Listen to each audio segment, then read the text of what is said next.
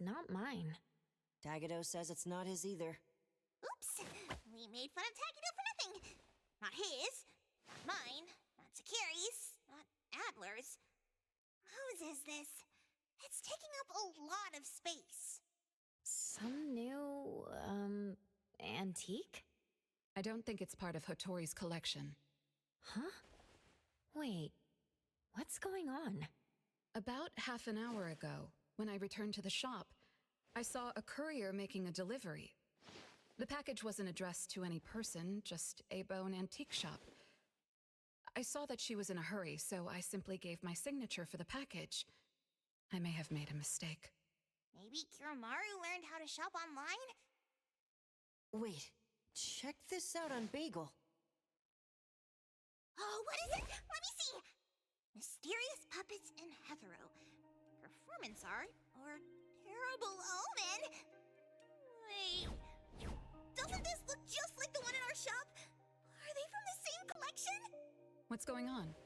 Seems that similar puppets appeared overnight in populated areas throughout Hetero. There are 5 of them so far. At first, people thought it was Giovanni's doing, some kind of puppet-themed art exhibition organized by the Dvorak's or something like that. Others thought it was a promotional event for Miss Ellie's puppet project 1,000 Faces, which has been trending. Until someone claimed it was the work of an anomaly that drains life out of humans to make puppets. That's when people started to take it seriously. OP claimed that one of his relatives was a victim, and if the anomaly isn't handled soon, Hetero will become a city of puppets. Is it really that bad? Mm-hmm. Anyway, people are afraid they'll be the next target, and more have been claiming that a certain puppet is someone they know, or even sharing close encounters with the anomaly. BAC has stepped in and urged citizens to exercise judgment, refrain from spreading rumors, and share relevant information to help the investigation. So, one our shop received is the 6th puppet? Wait, was the puppet still human not long ago? Maybe it's better to get JTF involved. I'll contact the Bureau. Can't even chill this morning. Not all of us can skip beauty sleep and still be beautiful like that woman.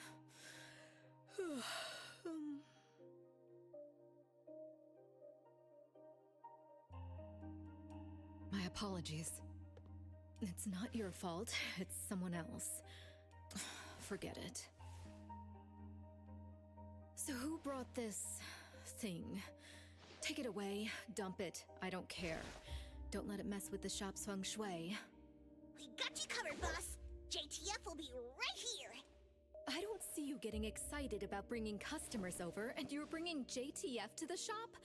You kids better not have stirred up trouble again. Here's what happened. In any case, we'd like you to come to BAC to assist with our investigation. We'll have to leave the shop for a while. What do you think, Hotori? Well, the business of the BAC matters more than ours, so we'll comply. But the BAC will compensate for missed working hours for Precious, Daff, and me. Why am I included? Of course. The BAC will provide reasonable compensation for losses incurred from taking up your time. Boss, I want to come along too. There are no Misties to catch today. The shop isn't closing for the day. Someone needs to handle things until Adler gets back with groceries. Don't blow up the place while I'm gone. All right, you can count on us.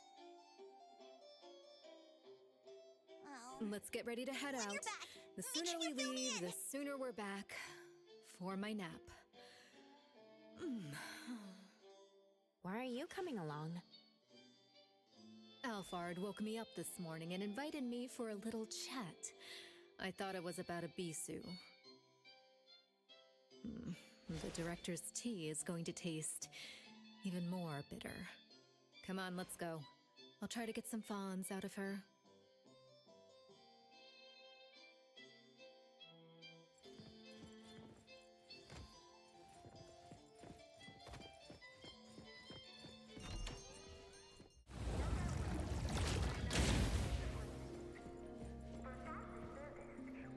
Greetings, everyone from A-Bone. ETD-6 is taking over this case. I'll introduce you to the operation lead in a moment. If Nellie's handling the introductions personally, this must be quite the complicated case. Since there's already online unrest, we decided to assign a team specializing in anomaly crimes and meme anomalies. Anomaly crimes? Those refer to human criminal incidents that involve the exploitation of anomaly characteristics, or espers. So, the Bureau suspects that this isn't the work of anomalies alone. There are more and more divisions in the Enforcement Tactical Division nowadays. The puppet from A-Bone has been transferred to TempCon. Please follow me.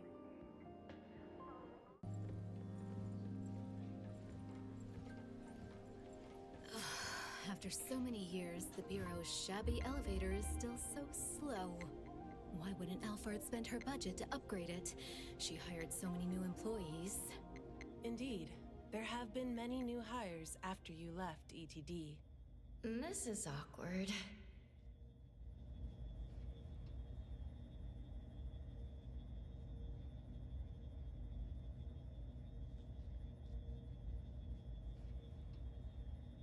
Precious, Daff, see you later. Aren't you coming?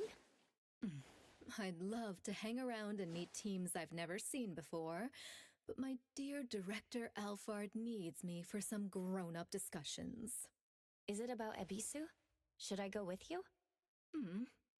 Our Precious wants to feel the cool AC and expensive sofa, as well as the endless lectures from the Director. She only asked for me, but I'm sure she wouldn't mind another one, especially one who's such a good kid. You mean I don't have to go with you? Don't worry. The containment level needs your expertise more. Next time there's a chance, I still won't drag you along to suffer. When you're done with your work, just head back. Don't wait for me. I just hope today's parent-teacher conference doesn't set a new record for length.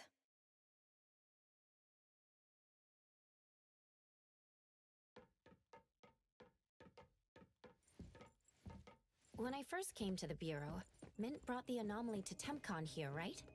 Yes, TempCon manages anomalies and derivatives that we don't fully comprehend. Depending on the situation, they'll either be nullified or transferred to the Seleno compound for long-term containment. We're about to directly contact anomaly derivatives of unknown properties. That said, your safety is guaranteed.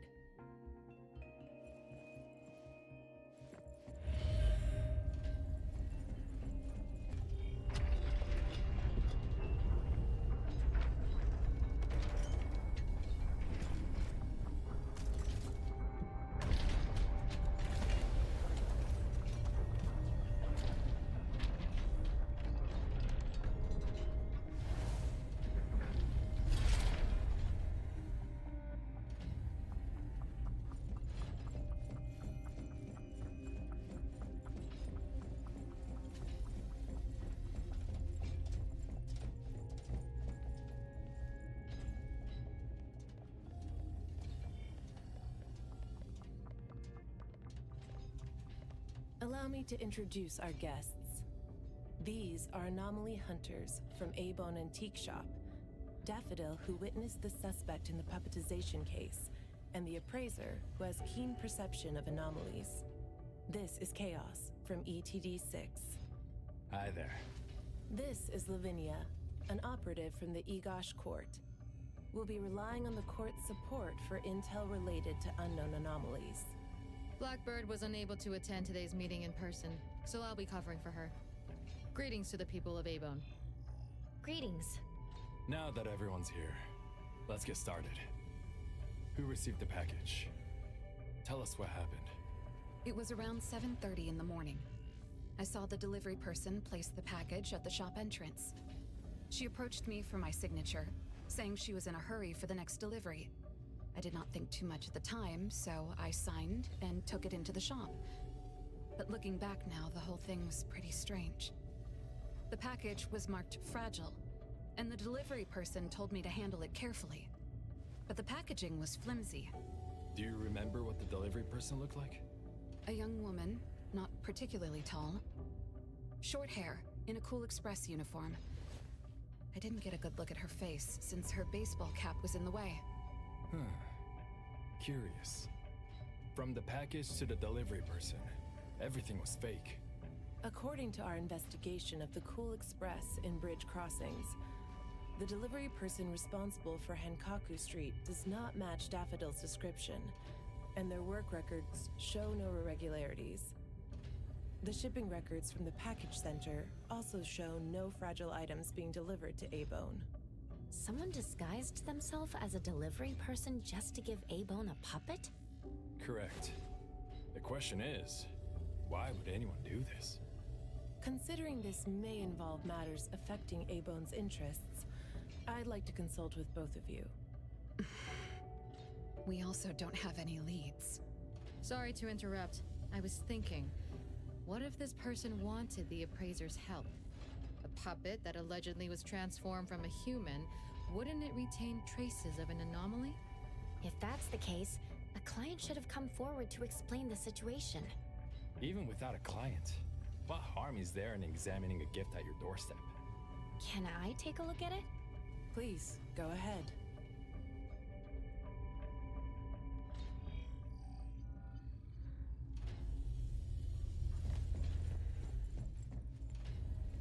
A puppet of a teenage boy who seems energetic. A puppet of a teenage girl. For some reason, she's looking this way.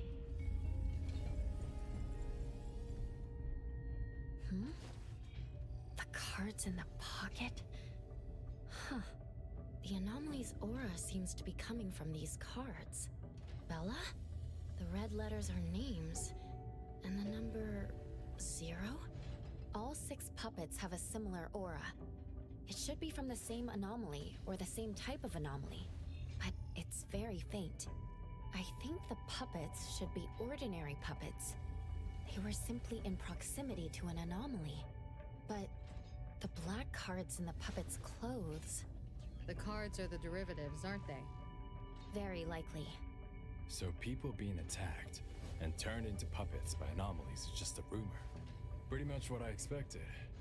Who would spread rumors on Bagel to cause panic? Could it be the same person who delivered the puppet to A-Bone? Bingo. You're asking the right questions. My investigation shows that someone hacked a bunch of Bagel accounts and started rumors about people being turned into puppets by anomalies. This is starting to affect the citizens of Hatharo. Take me, for example. I have a neighbor who never misses her daily dog walks, rain or shine, but she's scared of getting caught by the anomaly and began to ask me to run errands. Who's ever out there watching and laughing at us right now, feel free to pop champagne. In any case, we can conclude that someone is spreading rumors. But I'm afraid clearing this up won't be easy. We can only explain the truth to the public after we contain or nullify this anomaly. And only then can we completely quell the rumors and eliminate their harmful effects. We have 2 important leads. First, the puppet was delivered to A-Bone by a fake delivery person. However, neither of you know anything about her, so we'll have to set that aside. At least we're on the right track. The second lead is that the anomaly can write. In my experience, this is quite rare. I wonder if the Igash court has any records of such anomalies? Could you help us interpret it? Unfortunately, we haven't found any matching anomalies in accessible records. If we can determine the identity of the names written on the cards, I may be able to help. I should be able to glimpse at their fate through divination and understand what they've been through. Chaos, consider this. If anyone received a black card from the anomaly, you are welcome to bring them to the witch's house for divination. Understood. If anyone from A-Bone discovers new leads, please contact BAC as soon as you can. We will look out for more leads. Very well, let's adjourn. Thank you very much for your assistance.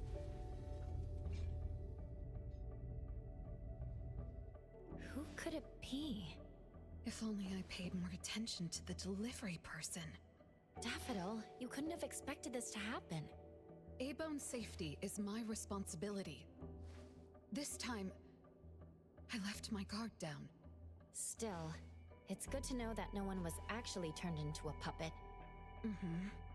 Looks like Kotori isn't finished yet. Appraiser, if you're tired, you should head back. Let me handle the rest.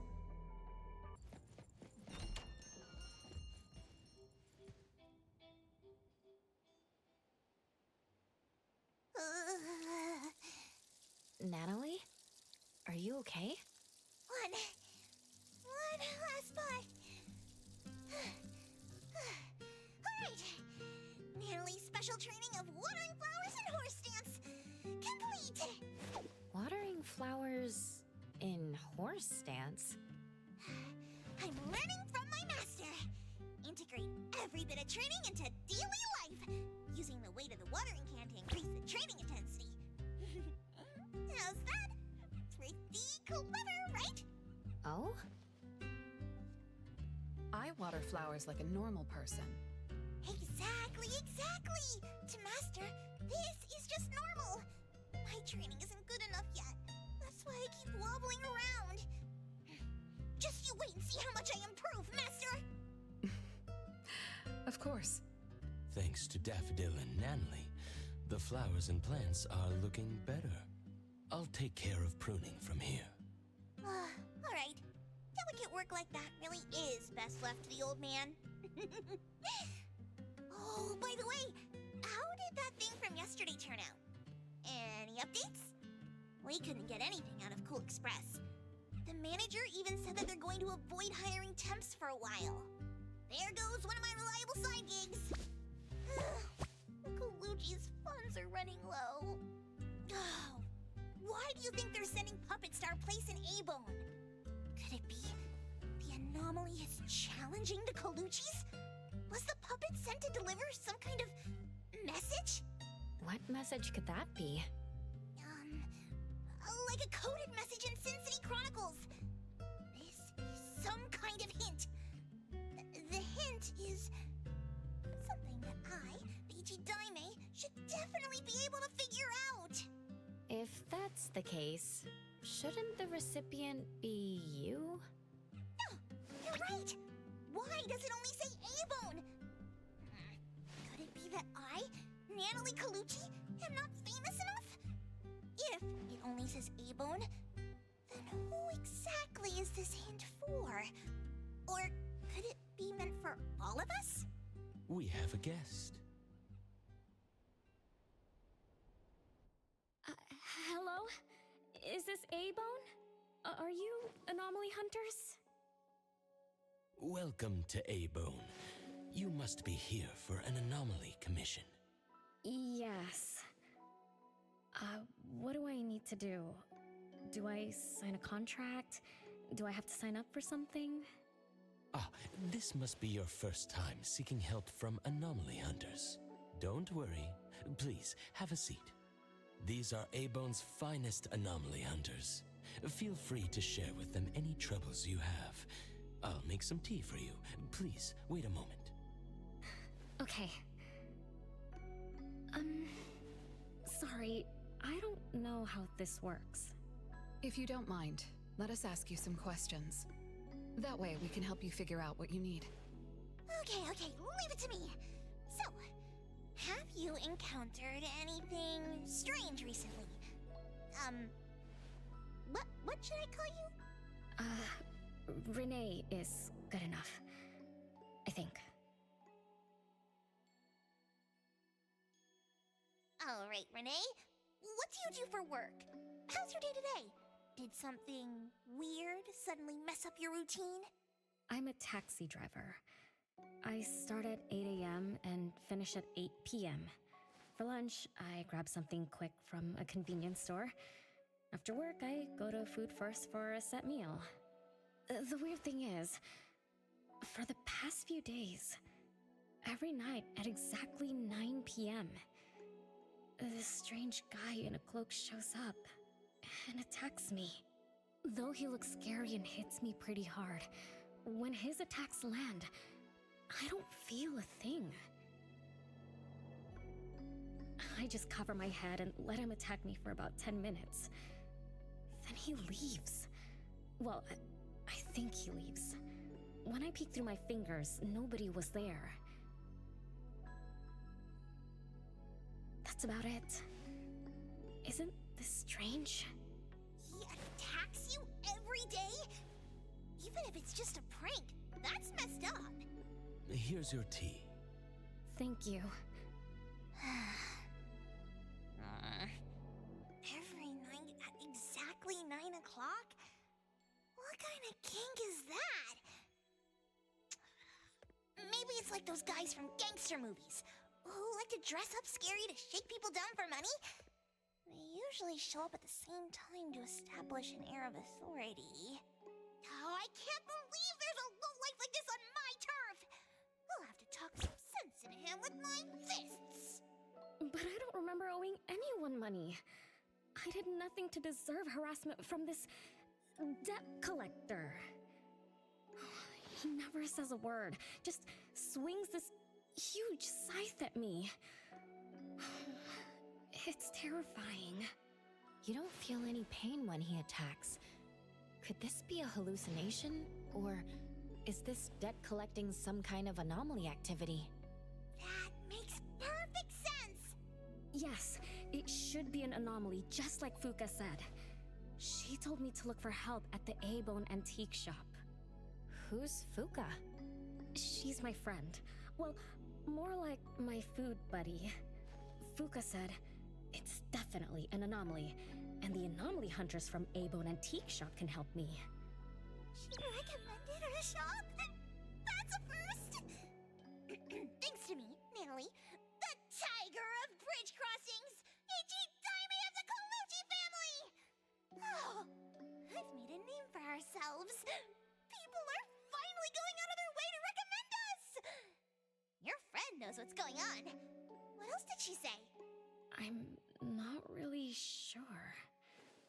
I just know that she said I should get your help as soon as possible. Are there any other strange things going on besides that? It's hard to say. I don't know. Sorry, I don't have a great memory. I only have vague impressions of most things. How about you go ask Fuka? She also saw the anomaly in the parking lot that day. I think. She seems rather scatterbrained. It'd be good to hear what others have to say. It's almost mealtime. Fuka should be at food first. Shall we? What do you think, Appraiser? Master? This is our first commission of the day. We'll help figure this out and see if there's really an anomaly causing trouble. Let's not disappoint this very tasteful person who recommended us. Let's go take a look. How about you, Master? Huh. Master hasn't worked on a commission with the Appraiser yet. Maybe this is a good time to show you my latest training results! Hattori has no plans to go out today. Rest assured, I'll watch over the shop. Very well. Let's head out. Let's go. It's been a while since I had food first. Oh, I'm craving for their hamburger steaks. Hey, old man, we won't be back for dinner tonight. Take care.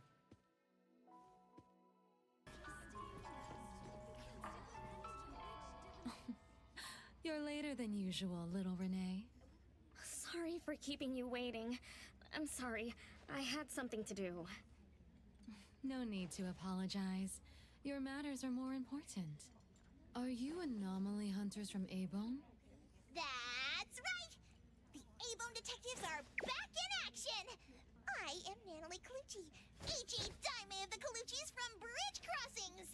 This one is the core of our family, the Appraiser! And this here is... It's been a while, Daffodil. Well, you already know Master? Your master helped our family solve quite a few troubles in the past. Mother still can't stop talking about Daffodil's moves. Oh, no wonder you recommended us to Renee. Master's commissions always get perfect reviews. Sorry, Don't quite remember. It was probably back when the shop first opened, right? After all, we have monopoly on all anomaly commissions now. Fuka, we'd like to ask about the strange thing happening to Renee. Can you tell us about it? Of course. Let's sit down and talk.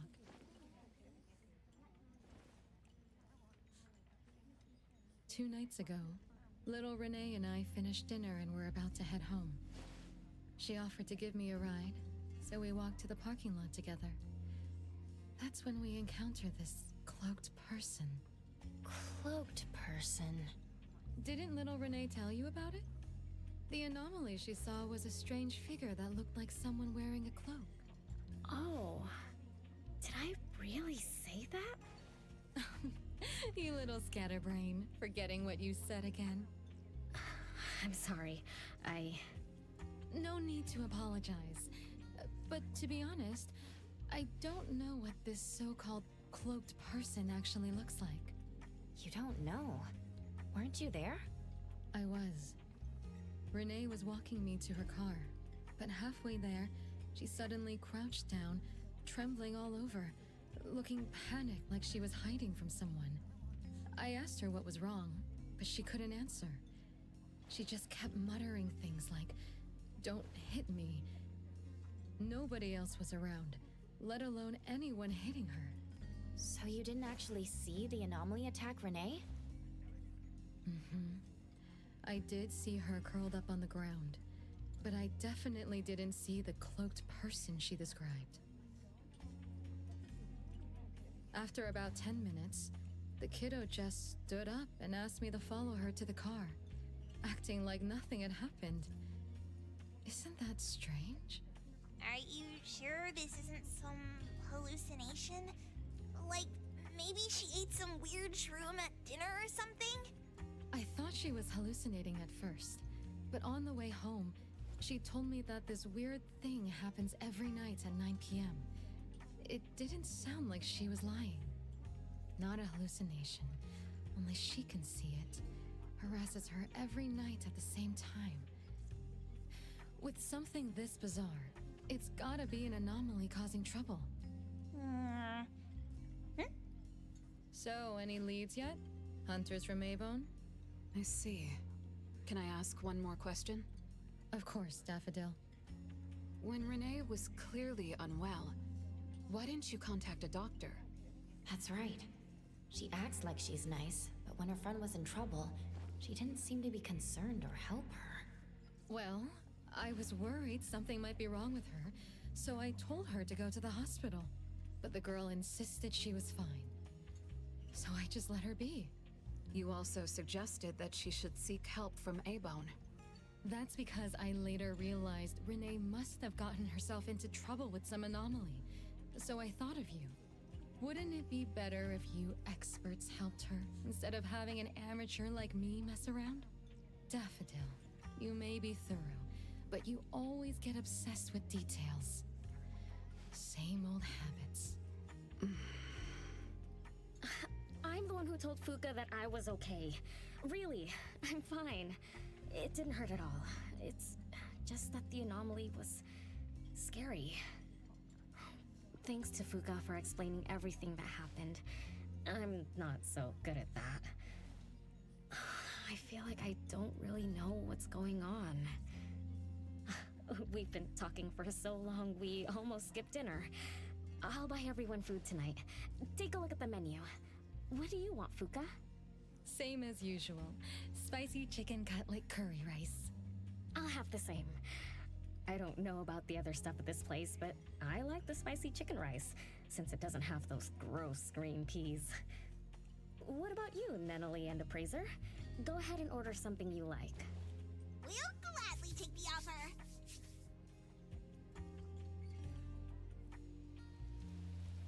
It's 2 minutes before 9 o'clock. According to Renee, the anomaly will appear in the parking lot right on time.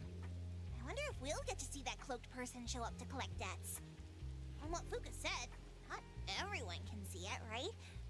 Or maybe ordinary people can't see it? It might not be a weirdo in a cloak either. After all, she's a bit scatterbrained. She could have gotten it wrong. There are many anomaly hunters here to protect you today. No need to be afraid. Thank you. You always take care of me. Then I'll walk ahead. He'll show up soon.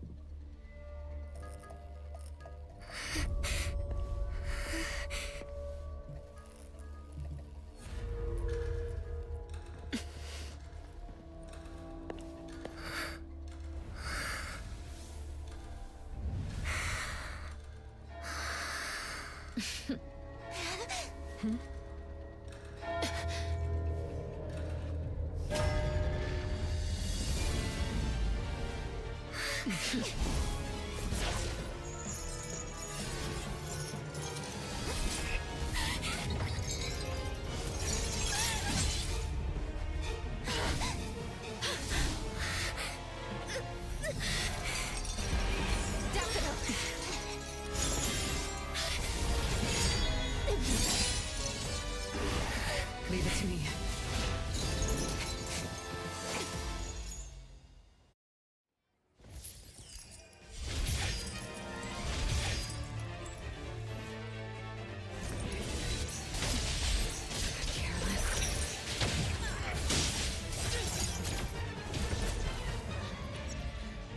How did it get away? Don't tell me I'm getting rusty. Ugh. Stay away. Stay away from me! Are you okay? Don't worry. I drove away that debt collector. Everything's okay now. Did the anomaly drop that thing on the floor? Renee. And a series of numbers on the back. Minus 20088. The numbers are different. It's the same type of card the Bureau is looking into. Let me contact Chaos. We meet again. From what I know, you received a commission from Renee to investigate this debt collector anomaly, which attacks her every night at the same time. You fought, then the anomaly left behind the same cards from the baptization case. So you encountered the same anomaly I'm after. Could someone have schemed all these encounters just to involve you? ETD6 lives up to their name. They are true anomaly crime experts. You're right. This doesn't seem to be a coincidence. We still don't know who's the mastermind or why they're doing this, but we may have already met her. Fuka, the friend who recommended us to Renee. Wait, she was just here a moment ago. She's already gone. What did she say? She recommended A-Bone because Daffodil had handled her mother's commission before, which left an impression. Daffodil. Daffodil. So it's Daffodil again. Interesting. Thanks for the information. We should make a trip to the witch's house. Good thing it's not too late. So ask the Blackbird and her team to work some overtime. Aren't you coming with us? Of course.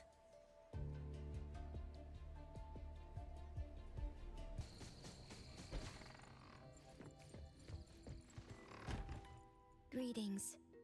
Welcome to the witch's house. Hello. Sorry for disturbing you this late. Good evening. This young lady was attacked by the puppetization anomaly tonight. Huh? Wait, what anomaly? The one that turns people into puppets? So, those people really were... Well, we aren't certain at this moment. In any case, could you please share the entire incident with us? Renee came to our shop because she wanted us to deal with some weird thing that appears every night at 9 o'clock to attack her. We were escorting Renee to the parking lot of food first, and at exactly 9 o'clock, there was a poof, and a wild debt collector appeared. We don't know its real name. Natalie has been calling it the Debt Collector. That's right.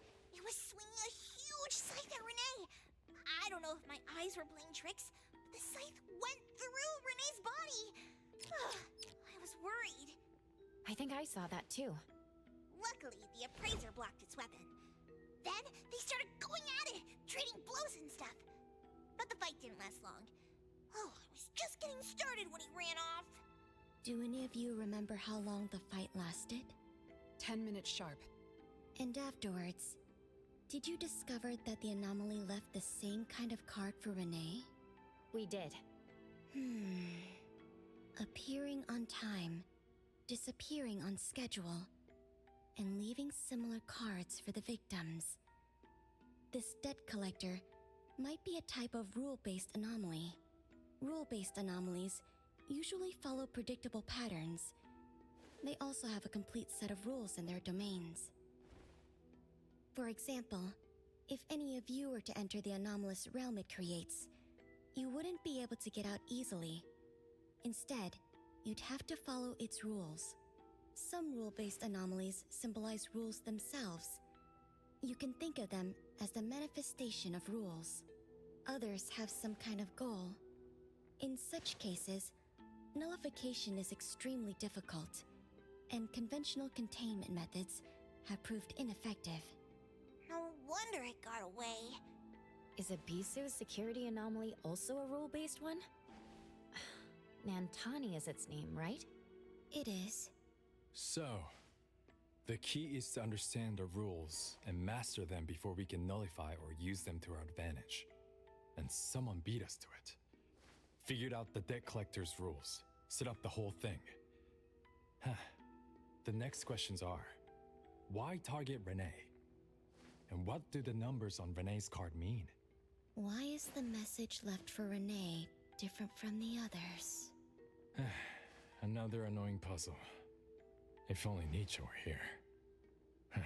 I could do a divination for Renee. Maybe we can find something. That's a surprise. I've never had a divination before. Is there anything I need to do? Just relax and close your eyes now.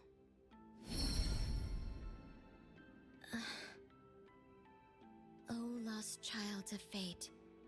Your tomorrow is trapped in blankness. Wait, what? What trap? What blankness?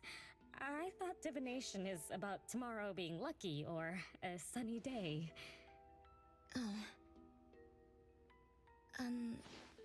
Your fate is rather unusual. I'm afraid I can't give you further interpretations. But I once performed a divination for another woman with the same result. You might share similar fates.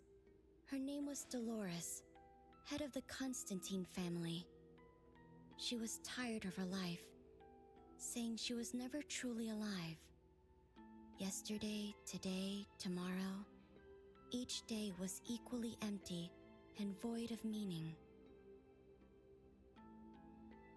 I think that was because she lived for far too long. She lived for a very, very long time?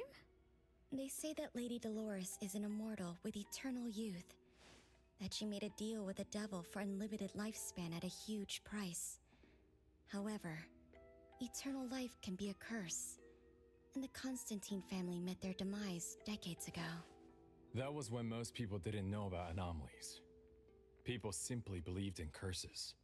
From what we know now, she was either a long-lived Esper, or she made a contract with an anomaly. Lady Dolores told me that she is one without heart, which is the truth about the curse of immortality. No heart, no bonds, no attachments. Alone, her memories of the past grew dim through the years. Neither does she pay attention to anything happening around her. All she had was a numb void. but she still yearned for lasting companionship and loyalty. So she sought divination from me to find a way to change things. Perhaps because her future extended indefinitely, with no end in sight. All I could see was blankness. Were you able to help her make a change? If I remember correctly, I told her, if you want something, you must first give. I'm not sure if this helped her, but I remember her face when she left. She seemed more at ease. Both that lady's divination and mine resulted in blankness. Maybe that advice applies to me too? It's just a reference. You could see it as a fun story. It's enlightening, but it doesn't help much with the issue at hand. It's getting late. Let's call it a night. Thanks for all your help. Miss, let me escort you home. Okay. Thank you, Chaos. Blackbird, thank you for your time. We'll head back now.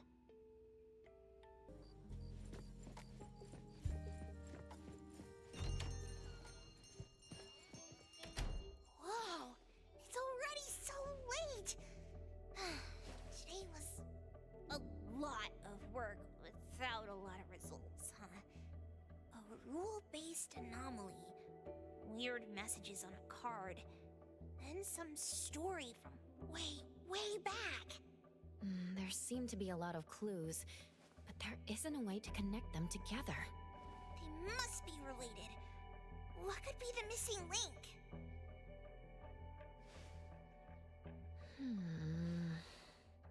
Let's call it a night. It's getting late. You two should get some rest. Oh, man. After running around so much today, getting home, relaxing for a bit, and now that Master mentions it, sleepiness just hits you like a truck. Good night, Master. Good night, Appraiser. Good night, everyone. I apologize, but bedtime is going to have to wait. Is there an emergency? The debt collector left me another message. I found this in Renee's mailbox. Isn't this the card from last night? That anomaly is back again? Appraiser, take a look at this. Renee's name and an address? It looks like an ordinary card. Did someone try to copy the card's style? They need to have seen the original to make such a convincing copy. That narrows down our suspects.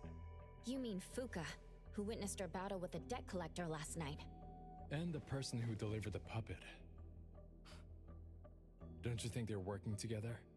They sent Renee a formal invitation and are waiting for us at the old Constantine family estate. That address belongs to the now defunct Constantine family. Renee, are you somehow connected to the Constantine family? I knew last night's story was different. I don't know. I don't remember. I'm just a taxi driver who's always been alone. How could I be connected to some strange family? Oh, I'm sorry. I'm not helping. All right. We just have to find someone who has an answer. Let's go. Wait, don't go yet. This is Ebone's commission. Daffodil must come along. Others can join us too. I don't have stupid rules about not getting others involved. Master, the Appraiser, and Natalie Colucci. The mystery of the debt collector is about to be revealed!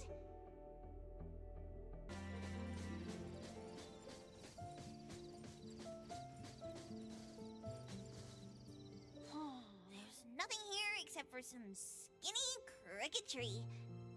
How is there nothing else? Was there really a big mansion here before? It's a cherry blossom tree. I didn't notice before, but wow. It's grown so tall already. The branches might be thin, but they're sturdy. Natalie, do you want to climb it? Me? Climb the tree? Now? Let me see if there's a good angle to climb. It's been a while. I'm not sure if I can do it. Or maybe it's because I was smaller when I was a kid. I could just hop and reach the top. But now... maybe it's better not to try. Huh? Why are you all looking at me? I'm sorry. My bad. This isn't the time to be fooling around. Let's have a climbing competition after we solve the mystery. Let's get back to the case.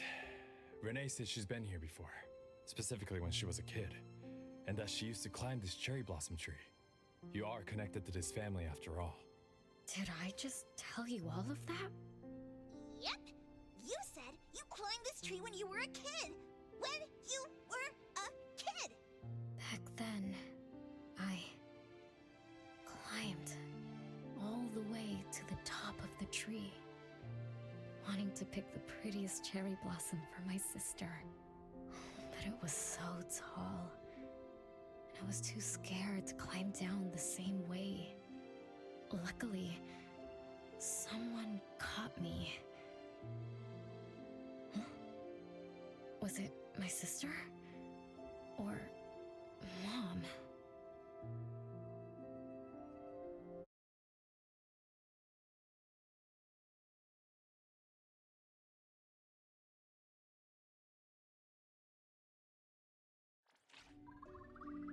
Ow!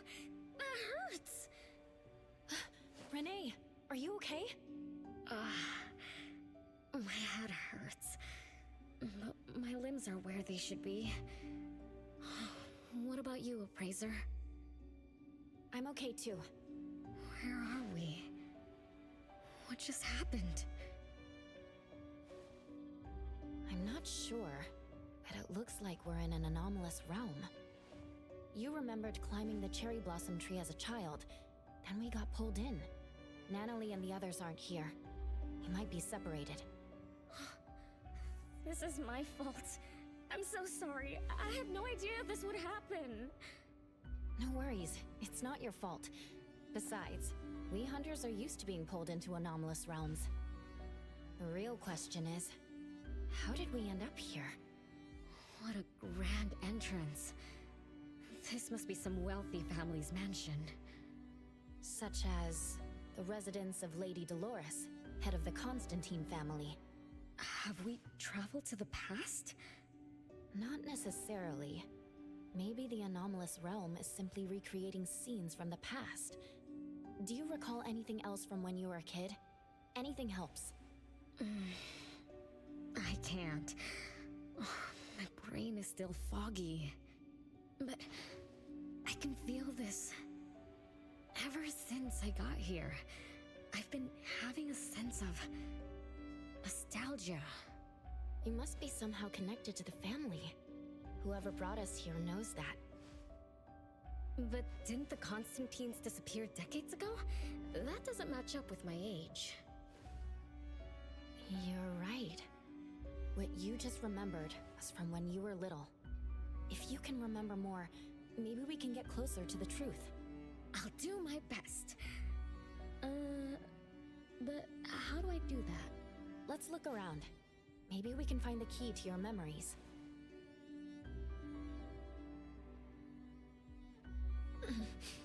Strange. It won't budge. I'm feeling rather shut out. Is this really a door? It feels so strange. Maybe it needs to be opened from the other side? Maybe. Let's check over there.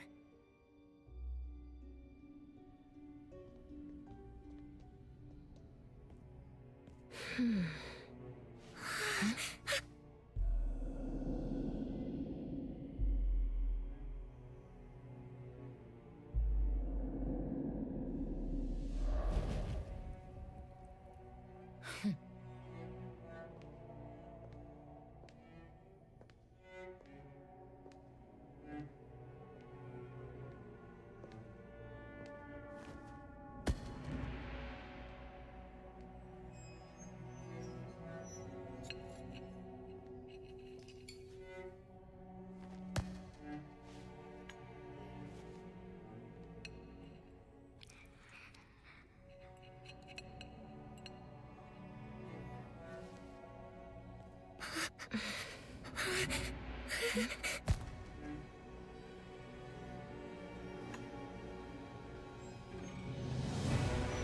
you.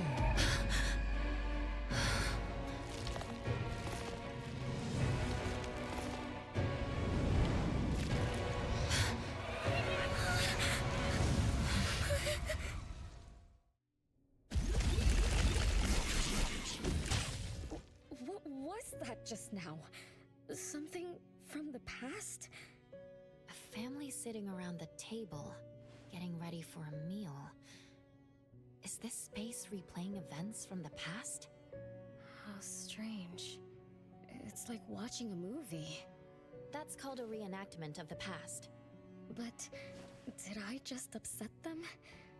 They don't seem too happy to see me. Don't worry about that. Anything can happen in an anomalous realm. In fact, hostile anomalies are rather common. Do you have memories of what we just saw? It somehow feels familiar. Especially with the person who lit the candle. But, I'm not sure. That lady. If she's from a memory, how could she make eye contact with us, who are in the present? Am I just overthinking? 1 o'clock? It's 1 o'clock already? Bell chimes?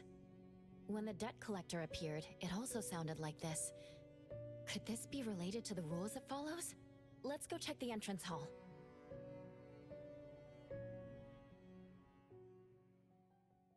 Oh, impressive! Classy! Great taste! That's how big families do it! If only the base of the Kalujis were as fancy as this! Well, we could definitely do without the curse. Do you think Renee and the appraiser already went ahead of us? Let's go in to investigate. It's best if we regroup as soon as possible. Whoa! This door is so ancient! It's not going to fall apart if I push it, right? An old, ruined mansion that suddenly appeared, long neglected and unmaintained. Could this be how the Constantine family mansion looks now? The desolation we just saw could be an illusion to hide this place. That makes sense. And then Renee dispelled the illusion. She must be part of this family. In other words, the master of the family returns. An old mansion abandoned for decades. I better be careful. I won't be able to pay for damages if I break anything historical. Yeah, we're inside an anomalous realm. Be careful. Alright then, let's be gentle. Hello there!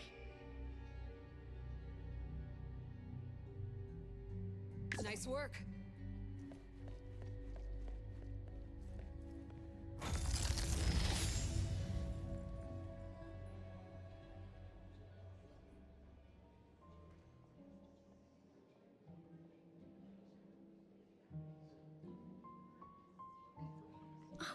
It's that lady from before.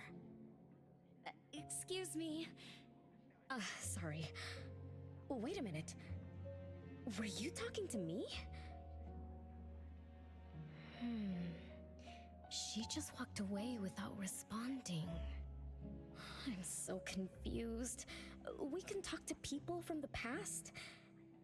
It's like an interactive movie. No, wait. It's more like a stage play. Maybe we're also on the stage. Are we the audience? Or are we unwitting participants? Let's just say we're on the right track. You could try talking to the one who just lit the candle. Ask about how things are going. That lady. Oh, there she is! We'll have to squeeze through the crowd. It's going to be tough. Why are there so many people here? Are they having a banquet, salon, or something like that? Before I talk to that lady, should we talk to the other guests first? We can figure out what's going on in this mansion. That's a lot of people, though. When I drive a taxi, I don't need to speak to more than 2 or 3 passengers. No need to push yourself. Want me to handle this instead? Appraiser, You've done a lot for me. I have to step up. Besides, this is the first time I want to figure things out. These are probably things I never should have forgotten.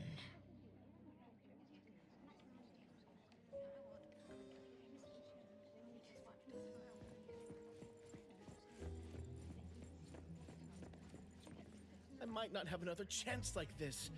Ugh, I better make the most of this. We need to seize this last chance to butter up the lady. Maybe she might even invite you as a guest in the future. Oh, don't even think about it. Look at all these people. Everyone is trying hard to impress her.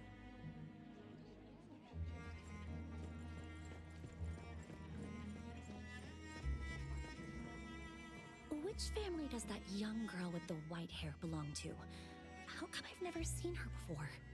That should be Bella, the eldest daughter of Lady Dolores. She is the organizer of this farewell banquet. Her daughter is already that grown up? She doesn't look that much older than her daughter. Shh, keep it down. You know that woman is cursed. What a shame. I was hoping to introduce my brother to Bella.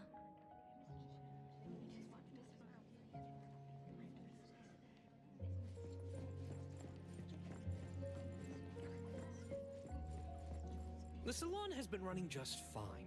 Why is it getting canceled? Apparently, the lady wants to focus on family affairs, so she's withdrawing from the social circles of the nobility. Ah, such a shame. Dolores has an amazing chef and the finest wine I have ever had the honor to taste. Dolores is also the most gracious hostess. Always generous when she lends out money.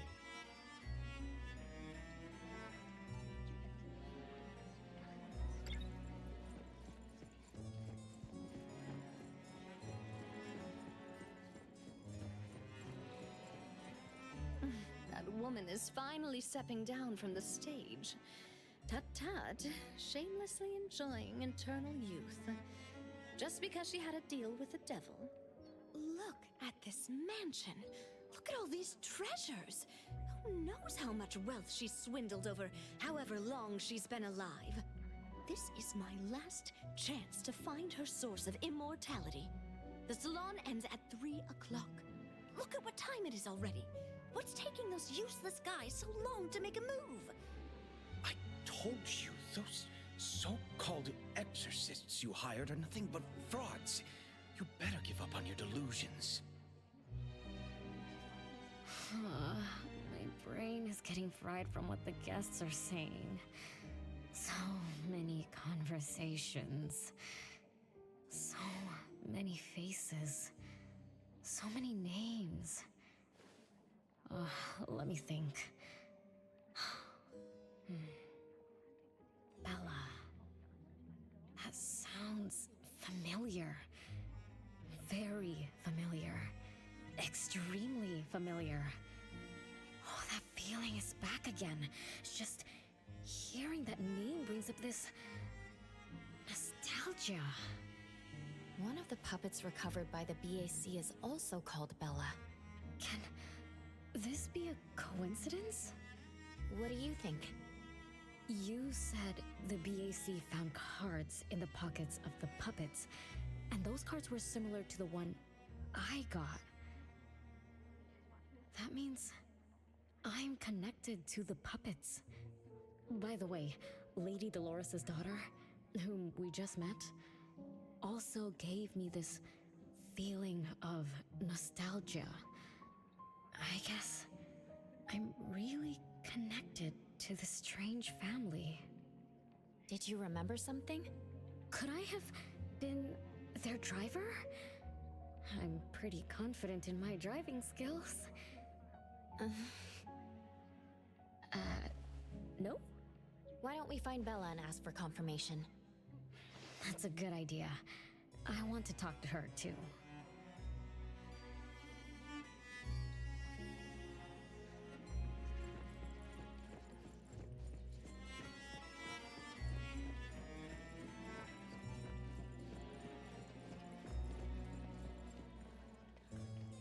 Renee, this isn't a place for kids. Huh? Bella? You know me? sister. Remember, you should address me in a formal manner. I can't believe I have to tell you this. Mother has indeed spoiled you. Sister? My big sis? Why are you so confused? Oh, did you oversleep again? Mother warned us not to interrupt her salon, but you just had to go see what's going on. Like the time you hid in that cabinet to peek through. You ended up very disappointed, remember? You said adult social gatherings were boring, so you dozed off. You fell asleep in that cramped cabinet.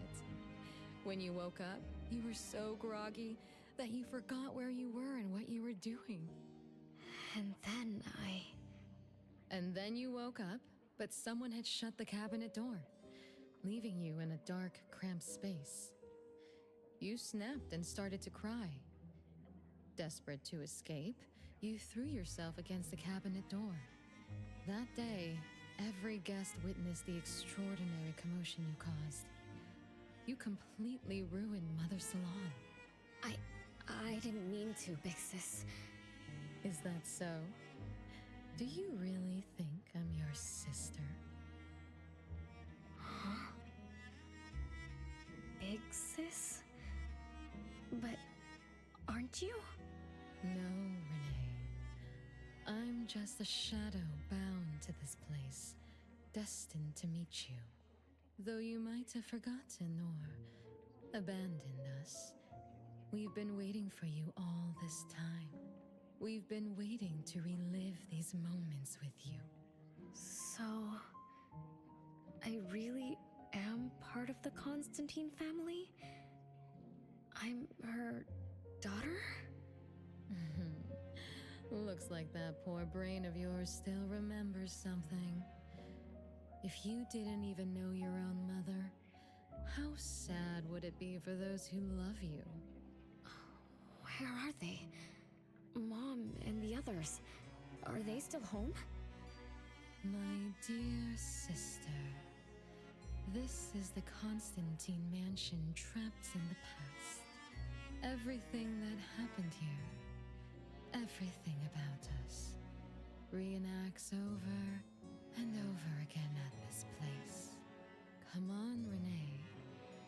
To return to the past, you must reclaim the choices of your past, including all your mistakes.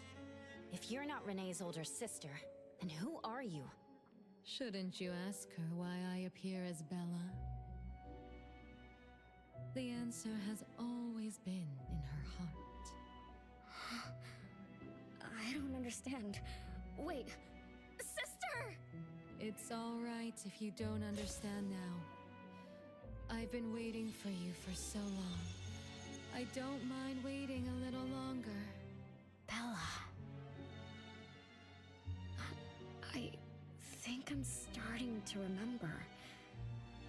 She was the sister who caught me when I fell from the tree. She's been here all along, waiting for me to come home. And why is the puppet also called Bella? I don't think the Bella we met is a real person. Remember how this is an anomalous realm? So she's my sister from the past. Though, I don't understand everything she said. That's what she meant, right?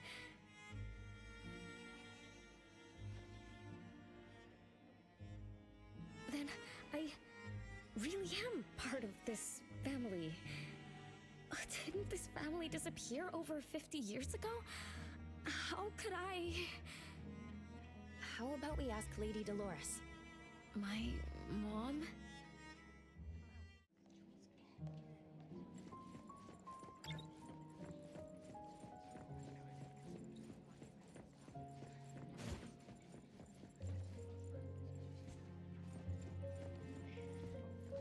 Hello, can I pass through? Excuse me, coming through. Hey, get in line if you want to butter up the missus. Take turns like everyone else. You're not the only ones who need something from her. Dolores is far too kind to you commoners who are uncultured bumpkins with no etiquette. Do I need to remind you about what first come, first served means? I don't think we can squeeze through. These guests aren't very friendly. There was one bell chime when we came in. The salon started at 1 o'clock. If this scene closely follows how it played out in the past, they should leave as soon as the salon ends. We should be able to approach Lady Dolores then. Oh, good point. Thanks for coming up with a plan. I couldn't have done this alone. When does the salon end again? It should end at 3 o'clock. So we wait until the clock chimes 3 times.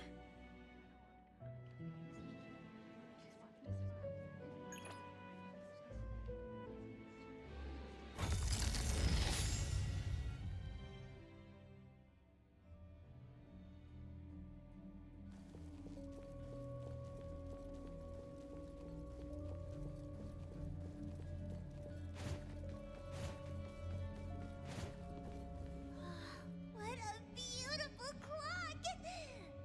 Is this what history feels like?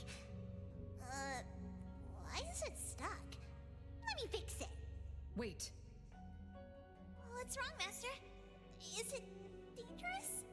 It's best to remain vigilant in anomalous realms, especially with clocks. Oh, right. Debt collector anomaly is also related to clocks. Blackbird once mentioned that rule-based anomalies follow established patterns strictly. It would be a good idea for us to pay close attention to time. Got it, Master. We look around for clocks, watches, and stuff like that. But, I guess I was in a bit of a rush. It doesn't seem it cost anything, though. The debt collector didn't appear this time. Ouch! My ears! Something else showed up. Hey! Watch this!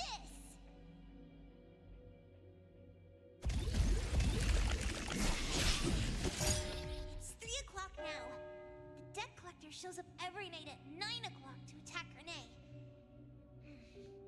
Until then, let's try to figure out what rules the debt collector follows. Oh, it's 3 o'clock already. As you expected, all of Lady Dolores' guests have left. I'm going to see Lady Dolores now. Take it easy. Don't be so nervous. I'm here with you. Okay, deep breaths. Deep breaths.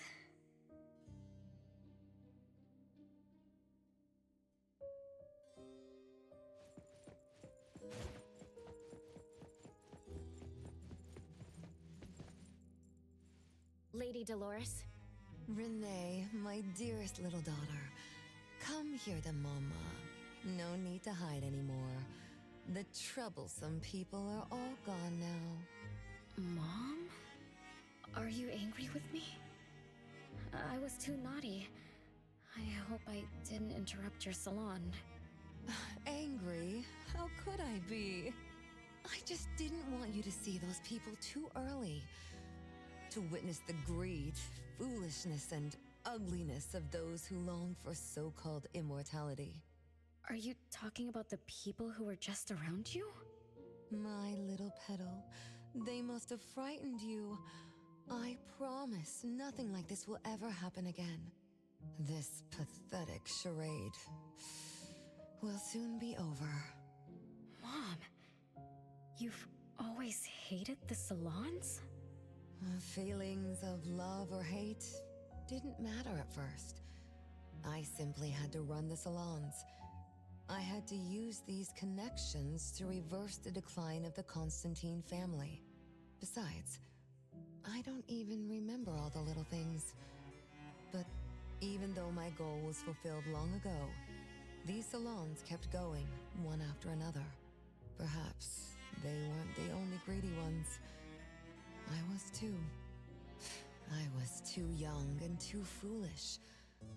I mistakenly thought gathering them under this roof could bring me some comfort. However, They were nothing but a bunch who envied the family's reputation, coveted the wealth in this mansion, and lusted for so-called eternity. After a while, I came to see them as nothing more than greedy beasts, scrambling for scraps and pandering jesters making fools of themselves. I guess they sufficed as entertainment. I don't get it. It's okay if you don't understand. Mother promises that you, my little petal, will never need to understand this. These troubles will never bother you again. Mom, are you not hosting salons anymore? Whatever I sought in those salons was a mistake from the start. I must correct this mistake. And the catalyst for that change is you, my dear. My little petal. Family is what matters most. You are the most precious gift in my life, as well as the very source of meaning in my stagnant existence. Whatever time we have left, we must treasure every moment together.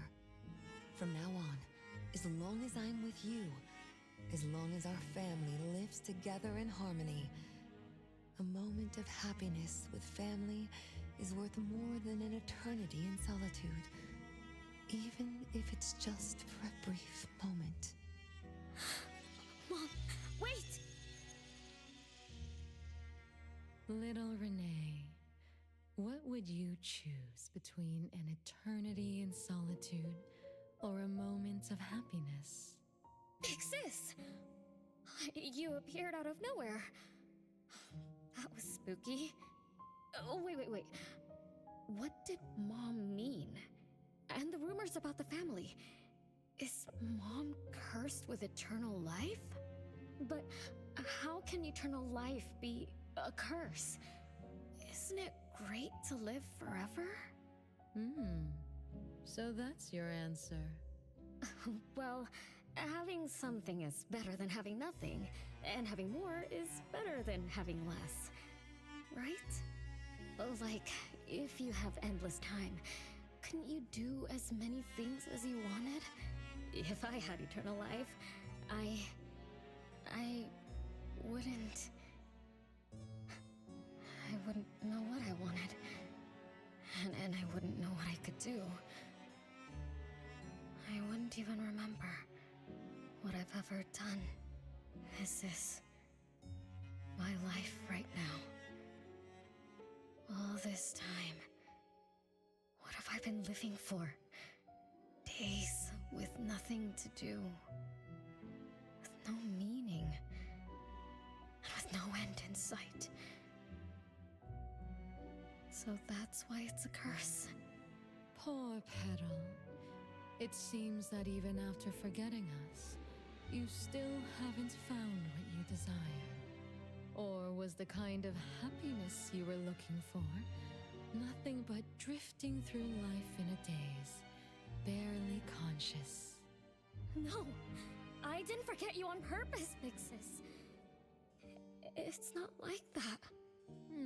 Little one, you self-contradict and don't act as you say. But I believe you, because you've already paid the price. Just like your first answer, you made a choice before. That choice allowed you to return here by yourself, but it also made you forget everything, including us. You're saying Renee chose eternal life like Lady Dolores? What do you mean? Me? Eternal life? No way. Did I? But what about you, Big Sis? Mom? Are you all alive? At least you weren't made into puppets. Thank goodness. Renee, you basically forgot everything about us. Mother, the one who gave us life, loved you so much. She used a picture of you as her bookmark. When she read before bedtime, her gaze would always drift towards your smiling face. Every little thing about you, your quirks, your habits, your childish nonsense. She remembered it all. You were the only one she had in her eyes and in her heart, as if the rest of us didn't even exist. And we are the same way too. Mother, Elliot, Teresa, everyone is waiting for you. Won't you come see them? Mom? And the other siblings? Everyone's waiting for me? The cherry tree Mother planted in the courtyard is bathing in sunlight and in full bloom. Time has come to a standstill, and moments of happiness plays over and over again.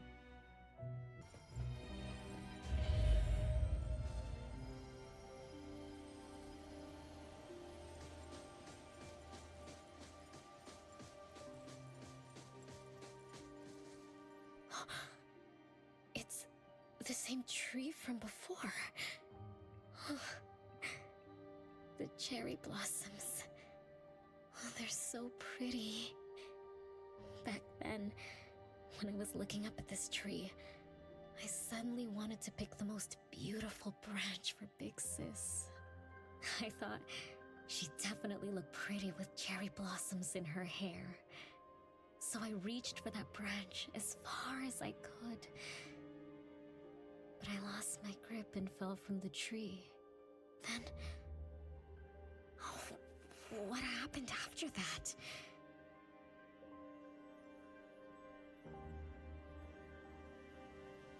This is the crooked tree we saw when we first got here. The flowers have withered. Just like the fate of the Dolores family. Be careful.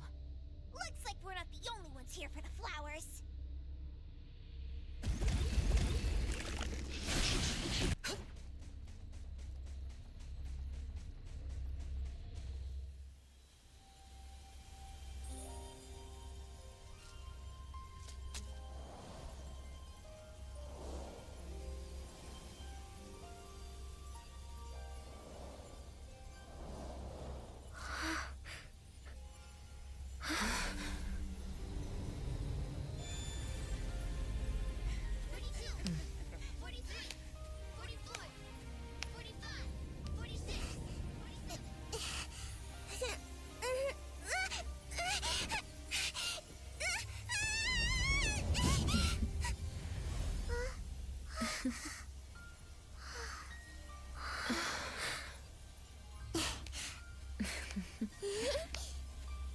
We've been waiting for you for a long time, Renee.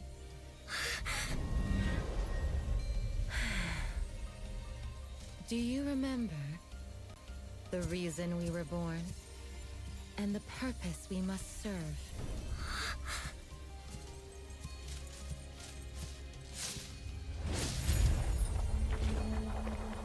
All excitement will eventually fade to nothing. Mother has long grown tired and numb to it all. After enduring long and lonely times, a wish began brewing in her heart. We thus awoke to the blazing call of Mother's heart and came to her side. We swore with our very existence that Mother would never be alone again. Surrounded by her children, Mother found the companionship and happiness she had longed for.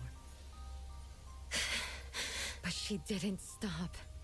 She kept yearning for more. Because we weren't able to satisfy Mother's deepest wishes in her heart. However, our Mother's wish was never fulfilled, and that day will never come. The last child to wake up, the most beloved of all, brought nothing to Mother and this family but curses, betrayal, and destruction. And now, she's back.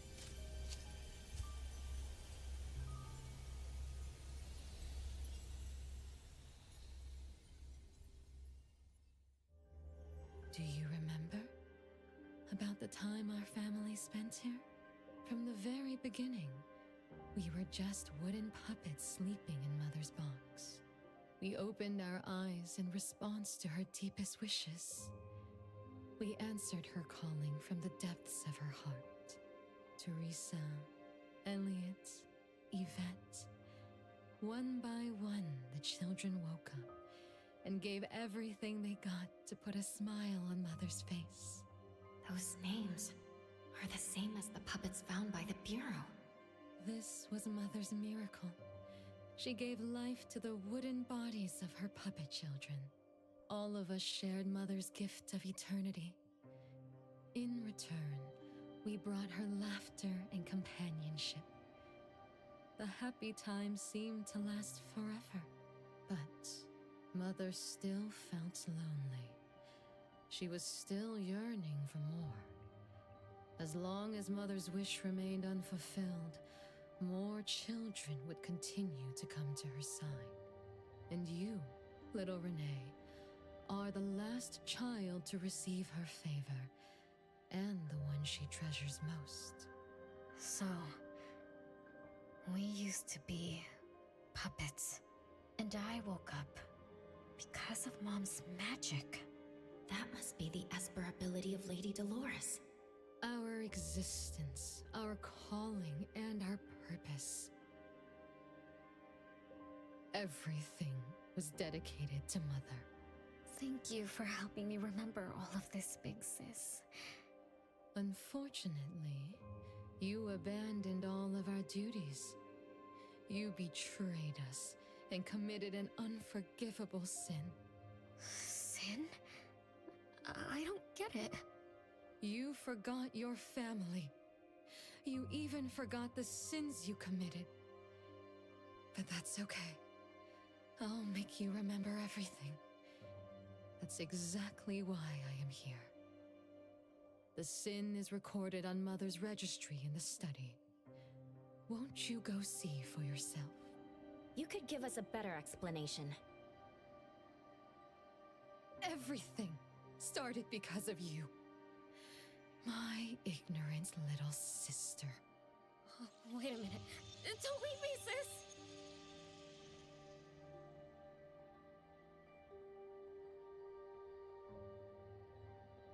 Renee, you're remembering something, right? Just like what Bella said. We're all puppets that woke up in response to Mom's wishes. We exist to keep Mom company. I remember many, many things now. I had tea with my siblings. We also played hide and seek at home. But Mom, our beloved Mom, where is she now? Why am I the only one alive by myself? Where did they all go? We'll have to check the study.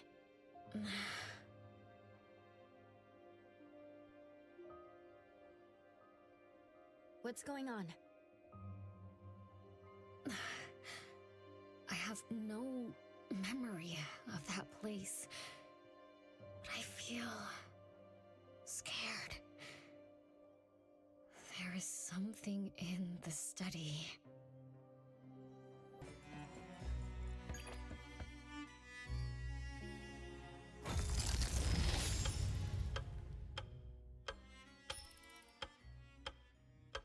There's no way a crappy door can stop Master and the Ichidaime.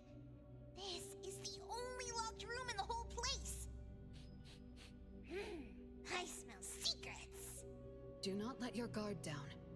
Be careful. Yes, Master! Another grandfather clock? Ugh, either Lady Dolores is a clock nerd or this anomalous realm is related to the concept of time. Something feels off. Let me look closer. Wait, Nanalie. It's the anomaly that attacked Renee. I think it doesn't want to hurt us. We're not its target. Renee is. What was that thing about rule-based anomalies again? It follows rules. It only starts moving at exactly 9 o'clock, and its target is just Renee. You're right. Even if we attack it now, it'd likely be as futile as last night. If Blackbird is right, it only nullifies itself after completing its mission. It's getting closer to 9 o'clock. We need to find Renee as fast as we can. I don't know where everyone else is. I hope she's not alone. Let's search the area first.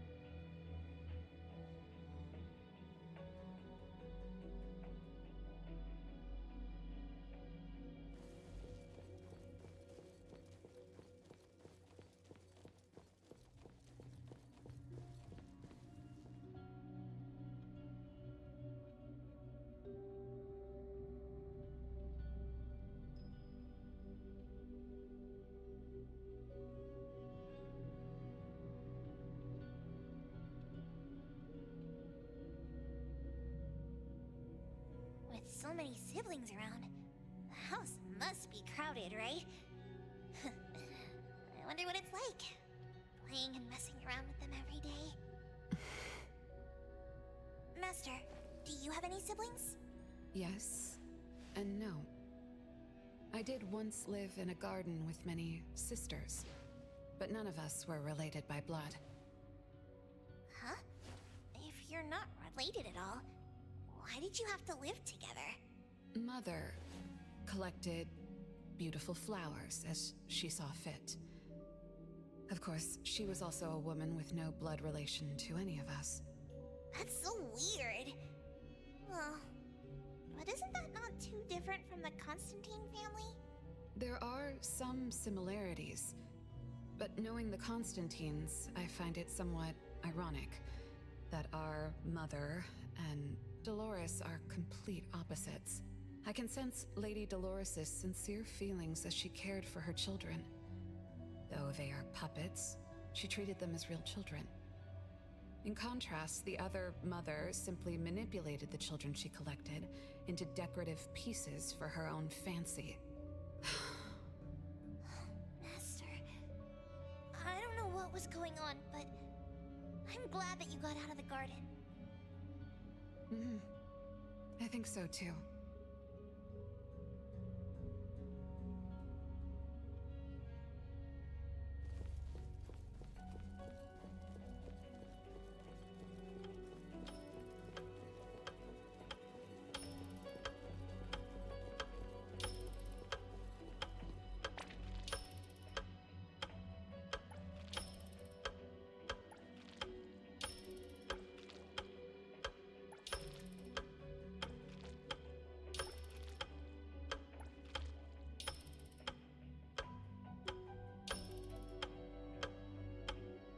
Chances are, Lady Dolores has met her demise.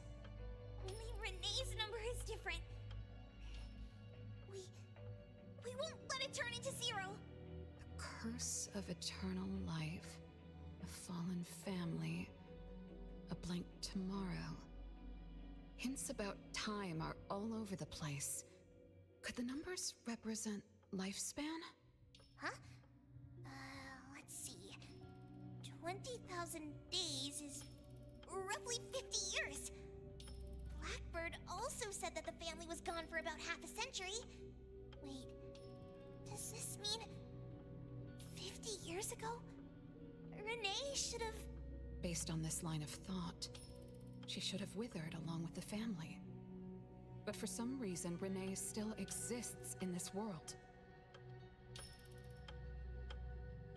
So as the days go by, she's just... racking up life debt? If the debt collector abides by the laws of nature, then I believe you're right. All creatures abide by the laws of nature. Birth, aging, sickness, and death. Those who defy them must pay a price. Even espers with near infinite lifespans pay a price when they gain their abilities. Renee, what price did you have to pay? Why did your life freeze 50 years ago, instead of reach its end? The debt collector must be hunting you because the laws of nature require your removal. So the puppets at the Bureau, they were Renee's family? Removed by the debt collector? Master, what should we do? Renee's commission. A-Bone accepted the commission. There's no reason to break our contract. I'll do my best.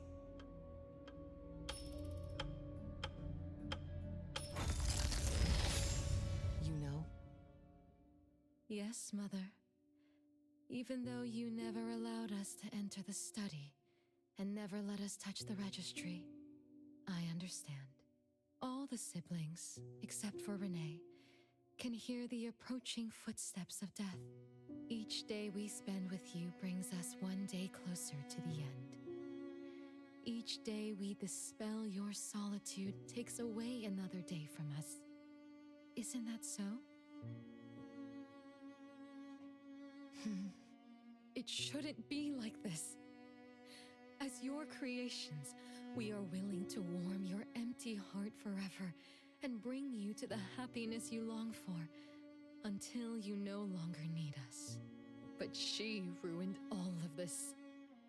When she was born, that cursed registry appeared in our home. Our names were written on its pages, and with them, numbers marking our precious days remaining in the world, slipping away with each sunrise. When Renee was born along with the curse, we realized the countdown began to tick steadily, and we knew all too well that our magic will fade away. There aren't many remaining days for us to serve you. In our final moments, we want to do everything we can to make you happy. But Mother, we don't understand. Why are your eyes solely fixed on Renee? Teresa planted exotic flowers. Elliot made sweets to your taste. Yvette designed and tailored clothes. We gave it all to win a smile from you. Yet what we receive is but a blind eye. Renee is the worst of us all. Always noisy, endlessly crying, habitually screaming, and forever demanding of your attention like any other selfish child. Is that how that child expresses affection? Or do you find love or joy in her tantrums? We don't understand, but we do know one thing. That selfish child never loved her older siblings, despite all the care we gave her. Does she even see herself as part of the family?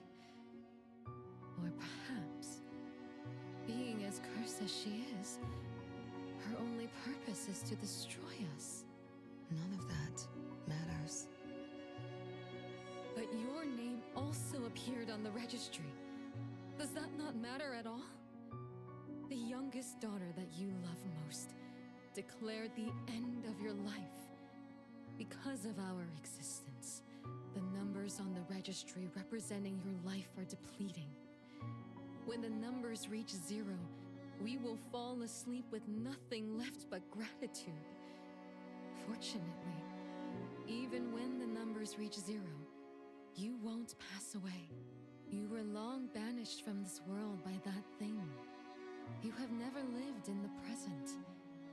Even when the clock of fate dictated your end, as long as that thing offers you protection, you exist beyond the laws of nature. Yesterdays, todays, and countless tomorrows are all but the present to you, as you were forever frozen at that moment that thing took effect. Beyond that point, time no longer works on you. In the endless nightmares she brought upon us, this is the only thing we are thankful for.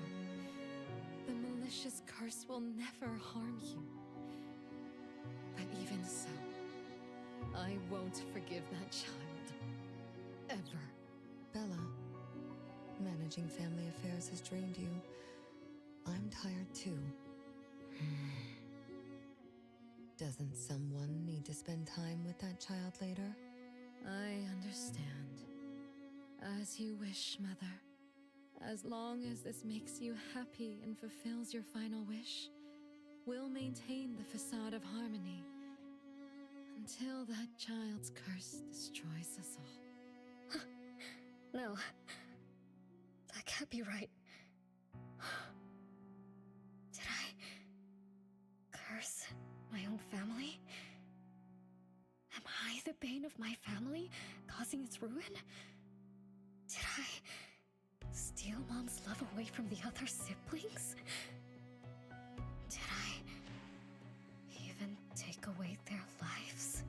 Look at you, denying that you ruined everything. Exactly like before. It shouldn't be like this. You're right, sis. But why me? I love you all from the bottom of my heart. Do you all hate me? If that's true, why were you waiting under the tree to catch me? Love-hate relations in this family are more complicated than you can imagine. But no matter how much you doubt it, you can't deny that everyone here has done so much for you. Teresa prepared gardening tools and took you to plant Mother's favorite flowers to surprise her. But what did you do? You barely scooped some dirt before rushing to Mother for praise.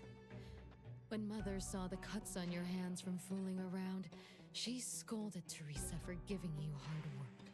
You ran around Elliot each day, saying you desperately wanted to grow as tall as he was.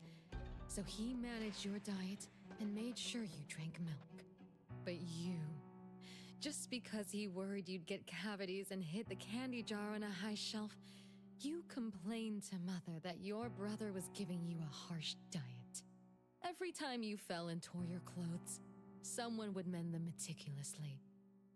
Nevertheless, you always ignored their efforts and pestered Mother for new clothes. Mother's wish was to have a harmonious family. We were all trying to fulfill that wish, trying not to ruin anything. It would have been so much easier to pretend and spoil you the way Mother did. We could have created the harmonious family Mother wanted, even if it was just a facade. That would have sufficed.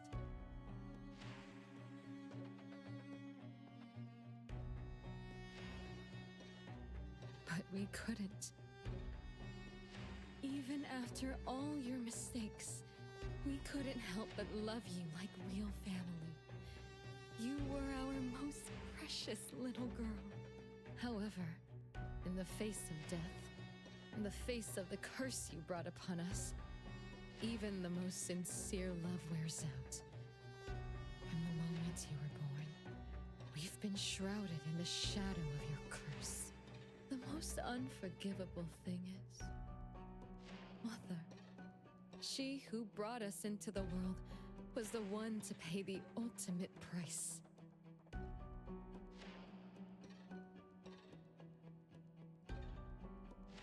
Look, it's playtime again. Your favorite game of hide and seek. You were always the worst at hiding. Anyone could find you easily. You were bad at hiding, but worse when you were it.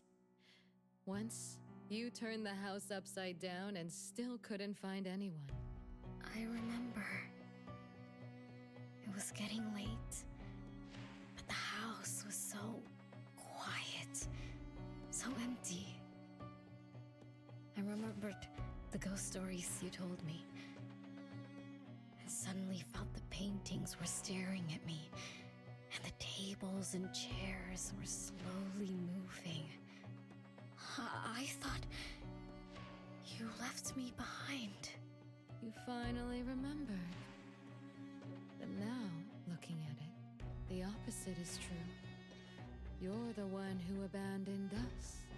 When you started wailing that day, we came out of our hiding places. Do you remember what we told you? We are a family, and we'll always be together. That's right. Good girl. Time is up for hide and seek. Once again, you're all alone. Come find us. I'll be it? This time, you have to find all of us. We'll be waiting for you.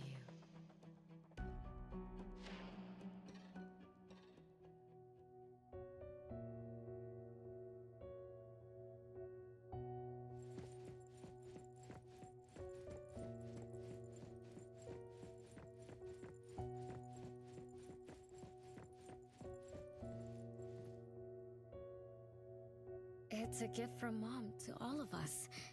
I have one too. Though I carry it all the time, I've forgotten where it came from and what it means. Oh, it's so good to be back. I found you. I finally found you. My most important family. Huh? Red letters? It's strange. Mom doesn't like red. Why would something like this be on her clothes?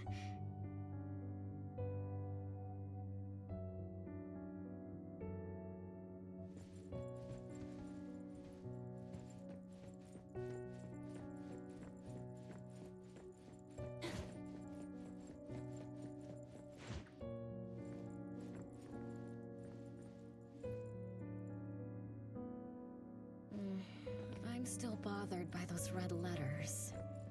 Aren't they the first letters of names? If they are names, they do match with the voices we heard earlier. But that bright red, it's like a warning. I don't think Mom did this.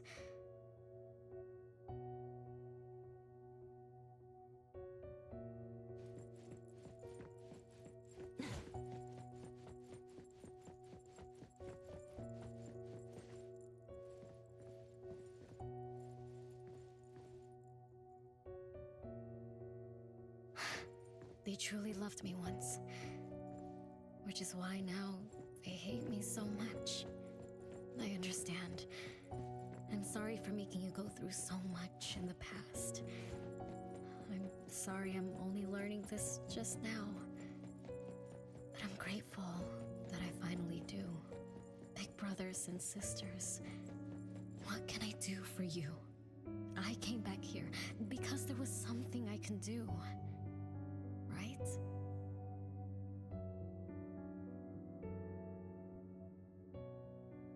No one found me?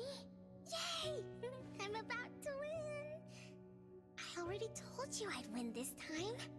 No one will think Renee is hiding here. It's Renee's secret hideout. Who's that? Me? I thought we were it, so we can find my siblings. But why is my childhood self here? Back then, was actually it. Was it Mom? Wait a second. Are we really seeing the past? I think so. I do remember something like that happened when I was a kid, but I only remembered part of it. What we saw should be the whole thing. Are you really sure this is the whole thing? At least, that really happened. Every small thing I remembered confirms that they were real. So those words, all those hurtful words, they were real too. Is that right? Something doesn't add up. Please, follow me.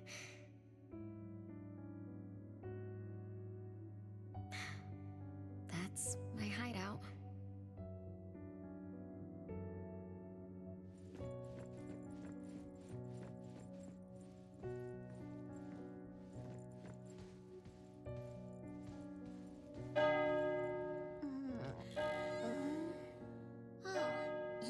You found me. Am I the last one to be found? That means I almost won, right?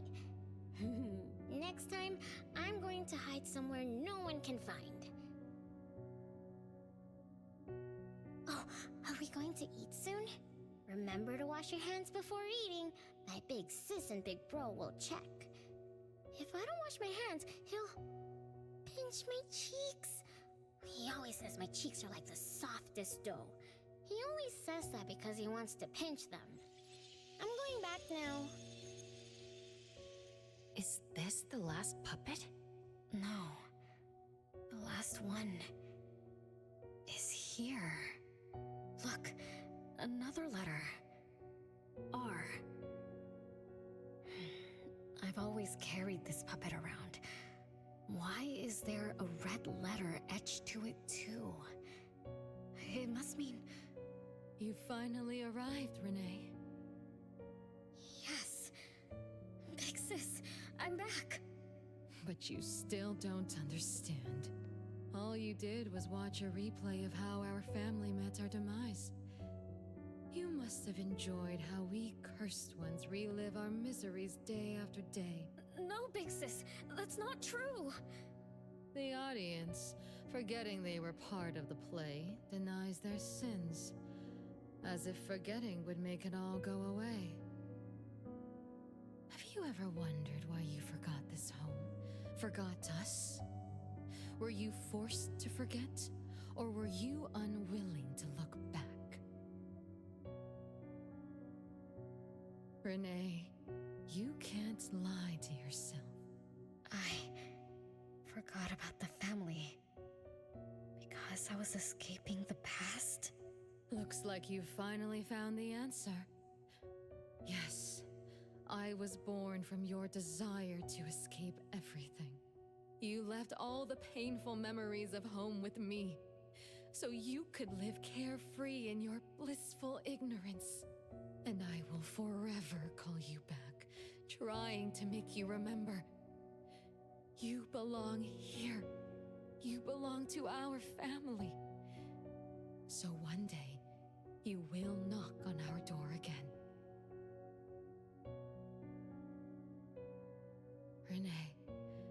Renee, what feelings do you carry as you come home? Now that you remember what happened when we were children, now that you know of the curse you cast upon us, are you shaken?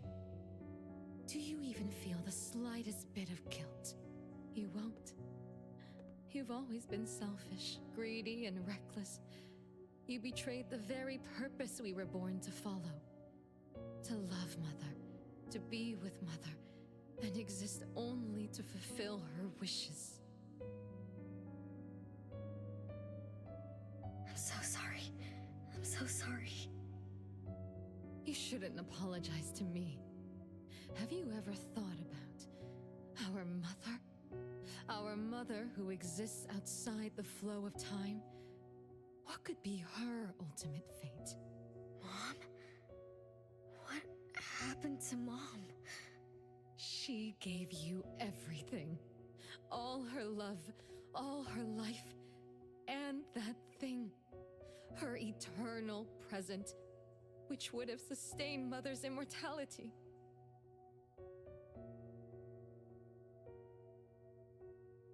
Wait a minute. Big Sis, don't leave! The clock still turns backward. Let's return to the past to witness that final day of destiny where you are forever frozen. Come then, child of betrayal. I'll be waiting for you on the final stage.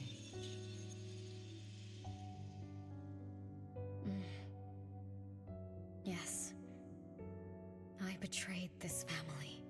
I lived in a daze. Left my family behind. Just to forget my own sins and escape from my endless guilt. That sin. An unforgivable betrayal. I lived for so long, without purpose. Until today. Renee? Look. This is the message my siblings left behind. I'm not just the cursed child. I also betrayed this home. Betrayed everyone. Betrayed Mom. But my family is still calling out to me. I still have a chance, right? If only I could go back to the past. Back to that last day at home. There's only 2 hours left. I need to find a solution soon. I should talk to Renee about what just happened. 7 o'clock. Time for dinner. Renee, wait. Where are you going to? Oh, hurry. The food's getting cold. Food getting cold? I can't keep Mom waiting for too long. I can't make her sad. Renee? That is not allowed. Absolutely not. I can't get to Renee. She's completely lost in the past. Let me organize the clues I've gathered so far. Could the curse in this family be the rule-based anomaly that attacks Renee every night? After all, Renee and her siblings likely aren't entities that abide by the laws of nature. It does make sense to be targeted for that reason. But if that's the case, why does the anomaly only appear when Renee wakes up? Shouldn't the anomaly that enforces the laws of nature have appeared with the first child? Can we really trust this, Bella? Something's not right. Also, why does the puppet Renee carries also have a red letter on it? Are these things caused by the anomalous realm? Or perhaps someone, an Esper, orchestrated all of this. Is that Bella really a shadow from the past? Anyway, I should catch up with Renee.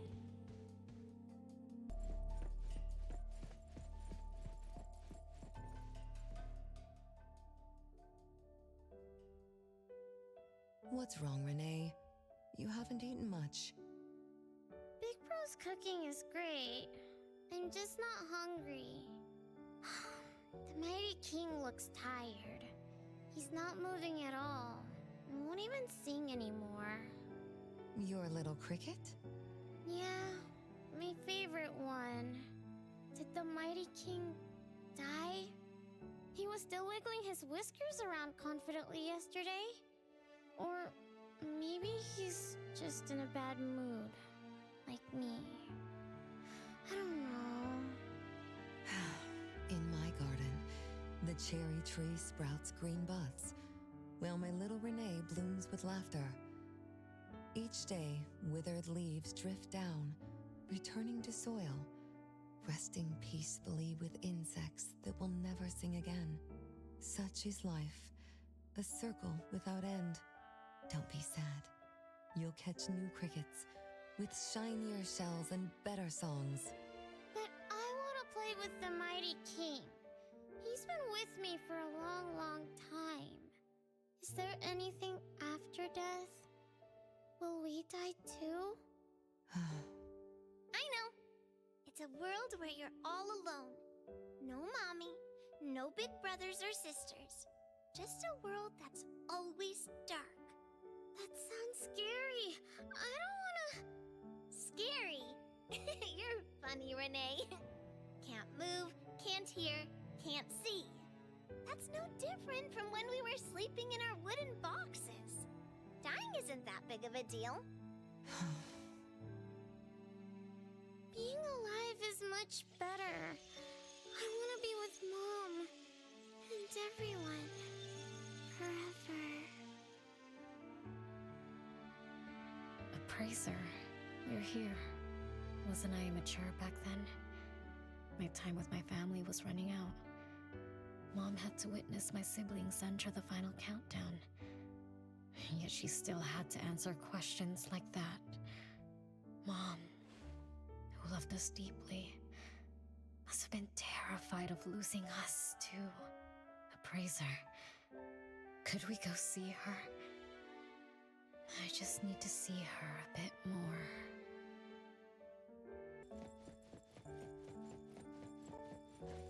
It's way past your bedtime, little troublemaker. I can't sleep. Oh, still feeling sad about the mighty king?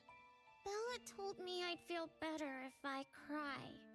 She said that kids like me just needed to cry, get a good night's sleep. Then all trouble will disappear by tomorrow. She said that no matter how sad she felt, she could never cry. So she was jealous that I could. Why can't Bella ever cry? Mama is the same. Huh? Why? Is it because you were grown-ups? Because grown-ups are strong? Mom and Sis work so hard for every chore in the house. I want to grow up soon to help you. I'll grow as tall as Mom wants. Oh, if you want to grow tall soon, you can't be picky about food. No, I don't want to eat green peas. All right now, Mama will tell you a story and put you to bed. You'll grow fast as long as you sleep, okay? Are you continuing yesterday's story? No, tonight I'm telling you a story that no one has ever heard before. Once upon a time, there was a carpenter living in a royal city. Her skill was beyond compare. People said she had the magic to breathe life into wood. If she wanted to, those lifelike puppets she created could become alive. The old carpenter loved crafting, but she was facing the most difficult challenge. As she grew older, her eyesight was no longer as sharp, and her hand that held the carving knife wouldn't stay still. Could that be the end? She remembered what people said about her. If she was as good as they say, couldn't she craft her own assistant? She made up her mind and began to work. What should a perfect child, a real child, have? He should have the strongest body. The child was born. He was sturdy yet nimble.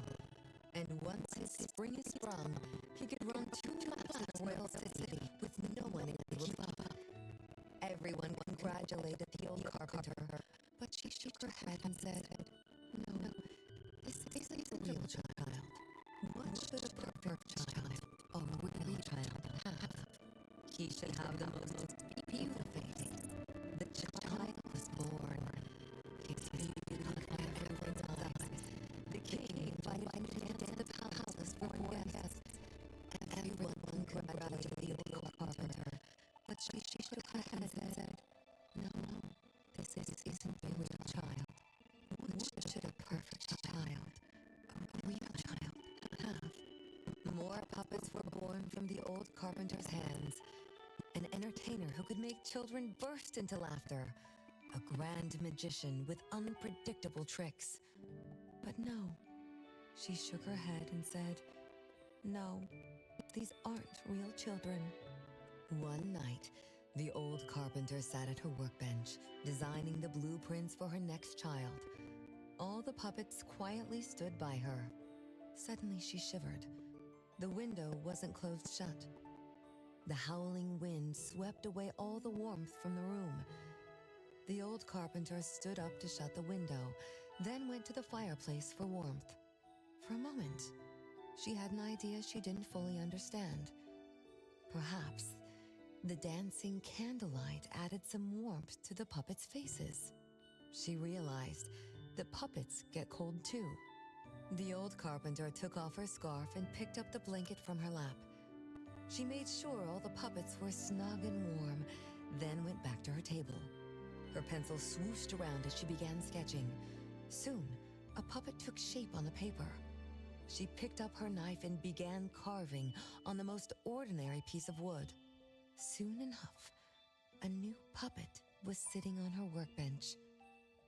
There was nothing special about it, but the old carpenter let out a satisfied sigh, as if she completed a masterpiece. She leaned down to kiss the puppet's forehead gently, just like an ordinary goodnight kiss from a mother. Then did the same to the other ones. After that, the old carpenter went to bed and slept peacefully. The next morning, she woke up with someone kissing her forehead. She opened her eyes to find a child, a real child, smiling at her. Whoa. Why did the last puppet turn into a real child? What magic did the old carpenter use? What do you think? I understand. A little. But also don't get it at all. Is that so? It's okay. Oh, it's getting late. Good kids should be sleeping now. Mom, I'm scared. I don't want to sleep alone. I'm worried that if I do, I won't see you and my siblings after I wake up. Isn't it better to be alive? You really are different from your siblings. Being alive is good. But what exactly makes it good? I can eat meals with my family, I'll play hide and seek, and listen to Mom's stories every night before I sleep. How wonderful! Mom, don't you think days like these are wonderful too? You're right. This is the best life being with you. The best times in Mama's life is when I spend time together with you, my family. No, it's not. When I grow up and can do so much more, that's when it'll be Mom's best time. By then, I'll be so tall that Mom will be surprised. I'll be able to reach whatever Mom needs to reach. Then I'm going to learn how to drive. I'll definitely be the first one in our family to drive. Once I learn, I'll take our whole family on picnics. When I grow up, I also want to... Mom.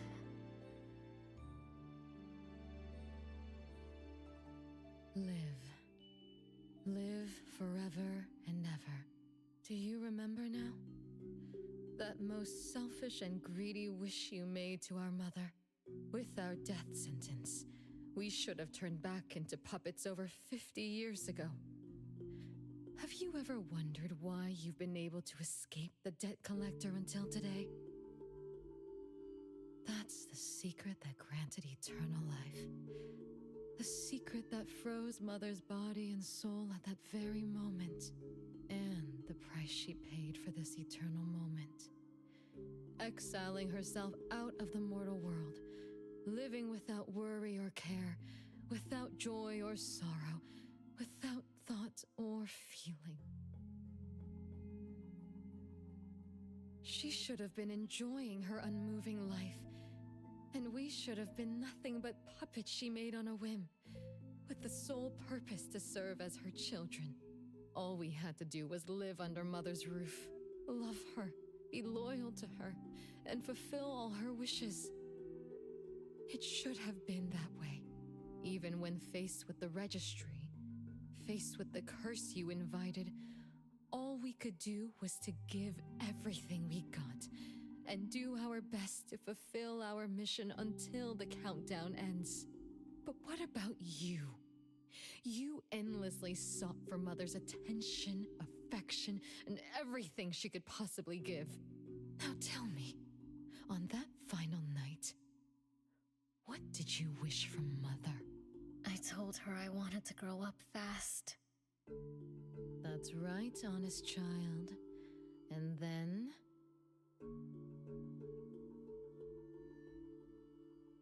So, Mom gave it to me. Her eternal present. No, it shouldn't be like this. I didn't know. What have I done?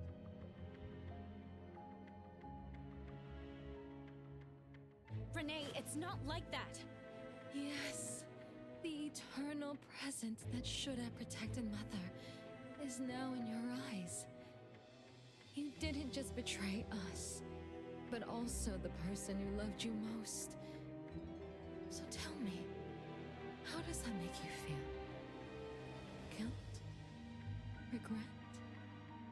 But you don't need to apologize to me. We'll forgive you, and Mother will still love you.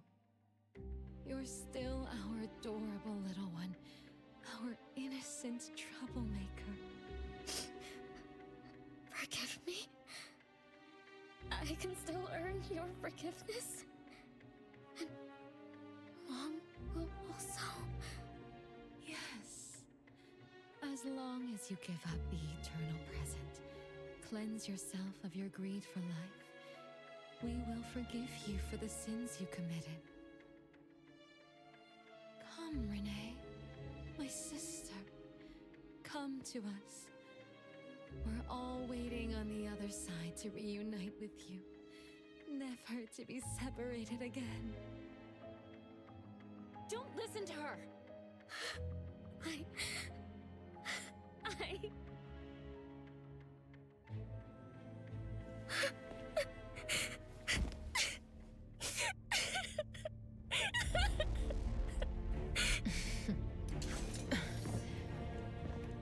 Who exactly are you?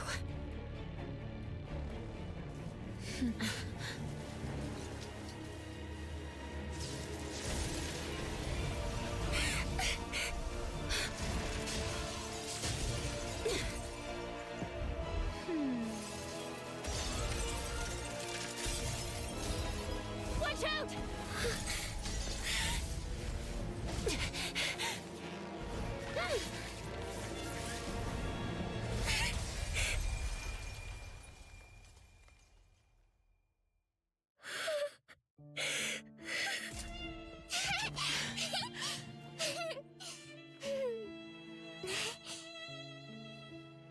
Remember to get to bed early and eat your veggies. My little petal needs to grow up healthy and happy. Don't forget Mama after you grow up, okay? What is life? Promise me you'll find the answer for me, okay?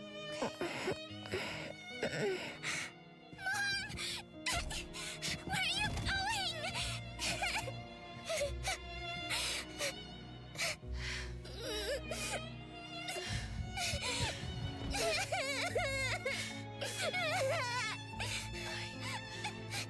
Don't need you.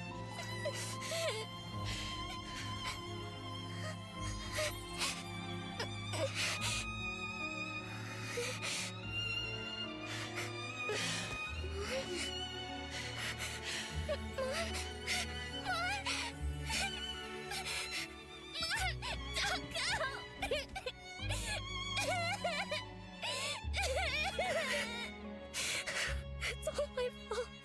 It's all because of me that Mom... No, I don't want this. See? Now I can live forever.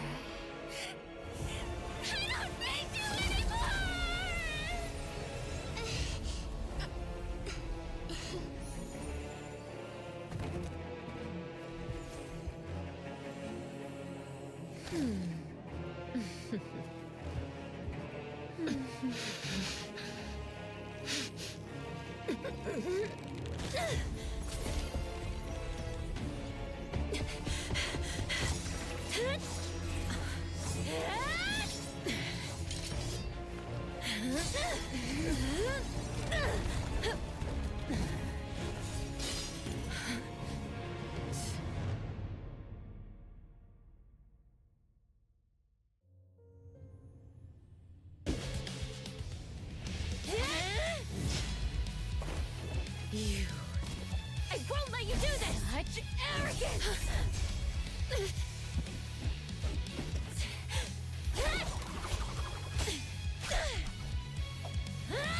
Is that it?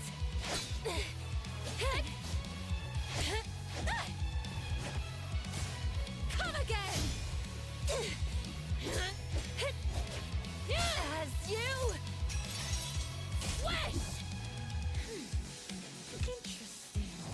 Unfortunately, this is the end! Cower before me!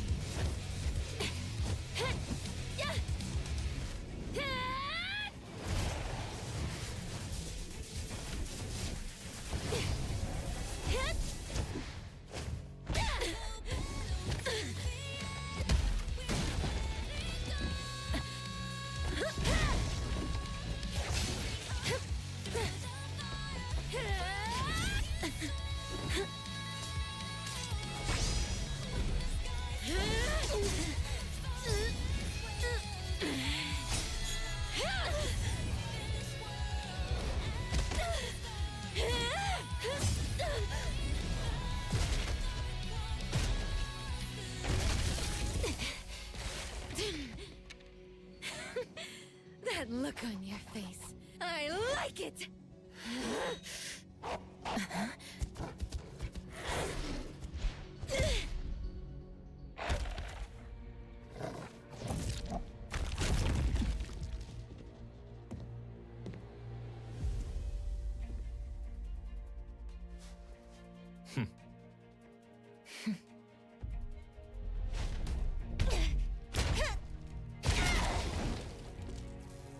So you're the one behind all this! It's you. All at once? Tick-tock, tick-tock. Aren't you running out of time?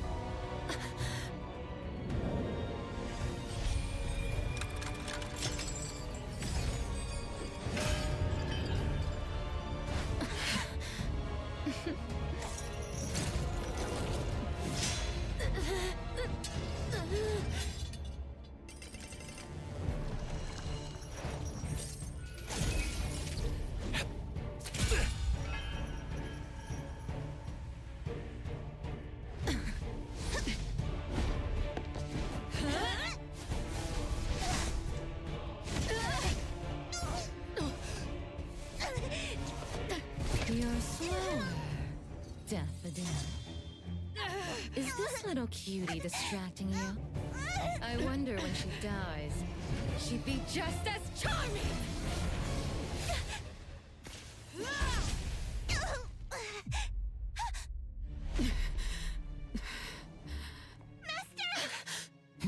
How nostalgic, sister. Sanko. We'll meet again. Just so you know, Mother misses you too.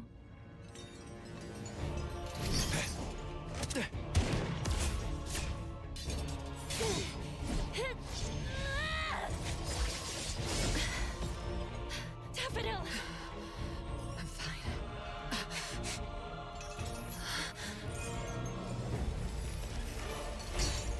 It's not over yet.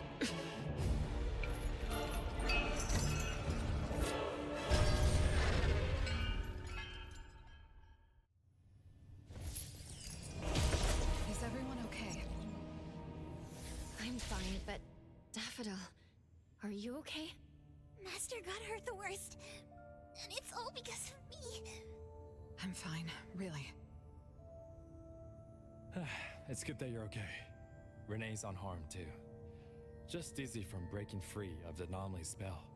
Unfortunately, Zanko got away. She's the core member of the criminal organization, the Scarlet Letter. And a report for the puppetization case. That's gonna be a lot of paperwork. Thanks to everyone from A-Bone. The Bureau will continue to investigate into the aftermath of the issue between the debt collector and the Constantine family. Tomorrow morning, I want those who know anything about the Scarlet Letter at the Bureau. We need to have a proper chat. Daffodil? I shouldn't need to fetch you at A-Bone, right? I see. Says who? Master deserves some rest tomorrow. Natalie, appraiser. Let's go home.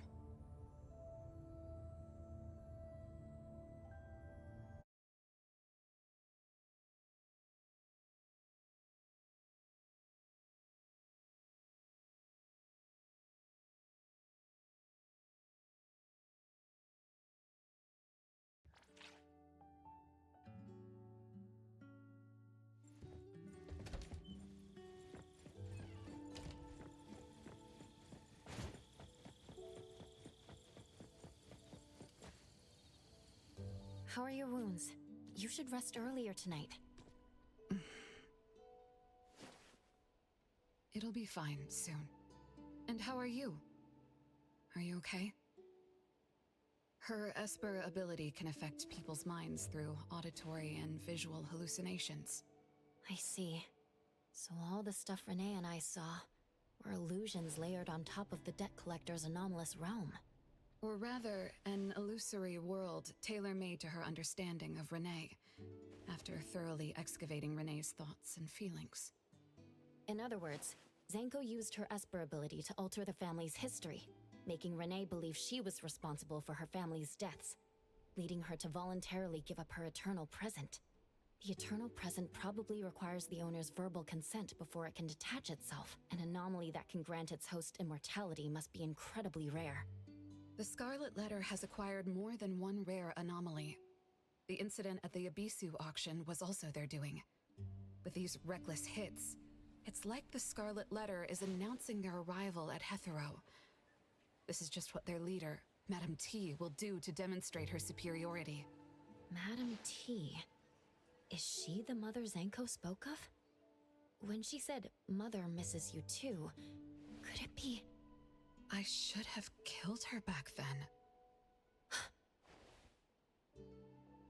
So Zanko used Scarlet Letters to spell betrayer. She could be considered my adoptive mother. I don't deny that she gave me the first home I knew of. It's true. I was once a member of the Scarlet Letter. No wonder Chaos spoke like that. He must have known that Daffodil was a member of the Scarlet Letter, the criminal organization he's pursuing. So Zanko went through all this trouble just to get the Bureau's attention? Hey, what matters now is that you're Daffodil from the A-Bone Antique Shop. Thank you.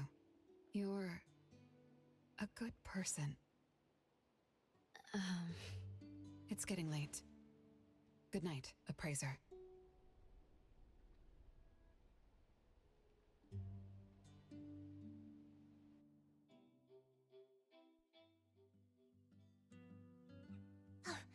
Appraiser, have you seen Master? Daffodil isn't here? She's been gone this morning, and hasn't come back. Maybe she's assisting the Bureau. For that long? We're here, the A-Bone Antique Shop. Appraiser, Natalie. Good morning. Renee! How are you feeling? And this is... This is Linko from ETD6. Oh, so Chaos is handing Renee over to ETD6 to take care of. Hello there. Take care of? We were just going in the same direction. Linko also has something to do at A-Bone, so I gave her a ride when we left the Bureau. Linko, you have some business here? Mm-hmm. I do have stuff to do. What are you up to? Business is already booming this early in the morning. How wonderful. What was I here for again? Tisk, tisk, you dummy! Don't tell me you forgot what you were supposed to deliver! Oh, right. The delivery. Thank you, Xiaojun. Whoa! What's this? I'm an evil spirit that can devour souls! If you dare disrespect me! Xiaojun is my pet. Huh? I can control your body and eat wasabi if I want to, you know! Not hungry now. Linko, who are you looking for? I'm looking for... Found her. Another new face? Just joined ETD? Yes, the director told me to give you this. Oh my. I told them a simple bank transfer would be fine, but they went ahead and sent someone over. Fresh bills are always so nice to look at, though. I have delivered payment to the Abone Antique Shop. Assignment complete. Director Alfard told me that the BAC will cover my commission fees, so that's what she meant. But I still wanted to stop by and thank you in person. Thank you, Appraiser, Nanalie, and... Daffodil's not here? Please send her my gratitude. Thanks to all of your help. I learned a lot in the past few days. I went through an amazing adventure. It was wonderful. But we couldn't stop Zango from taking the eternal present. Lady Dolores left that for you, right? Must be something important. Yes, Mom gave it to me.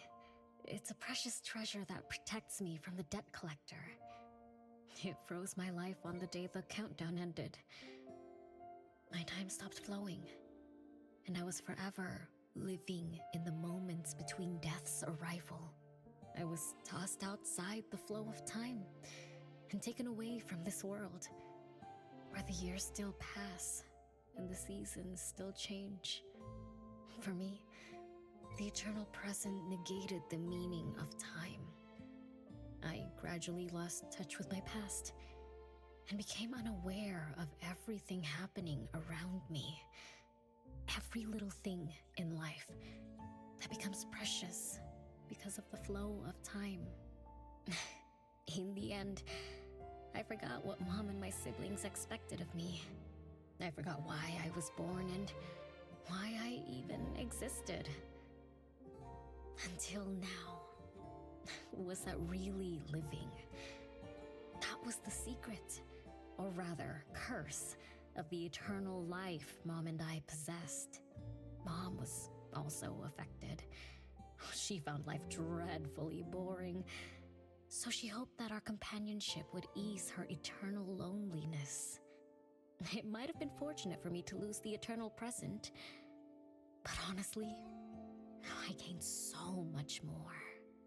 Most importantly, you helped me remember things from the past, and I finally found myself. That feels so great. I suppose I went through a rebirth, right?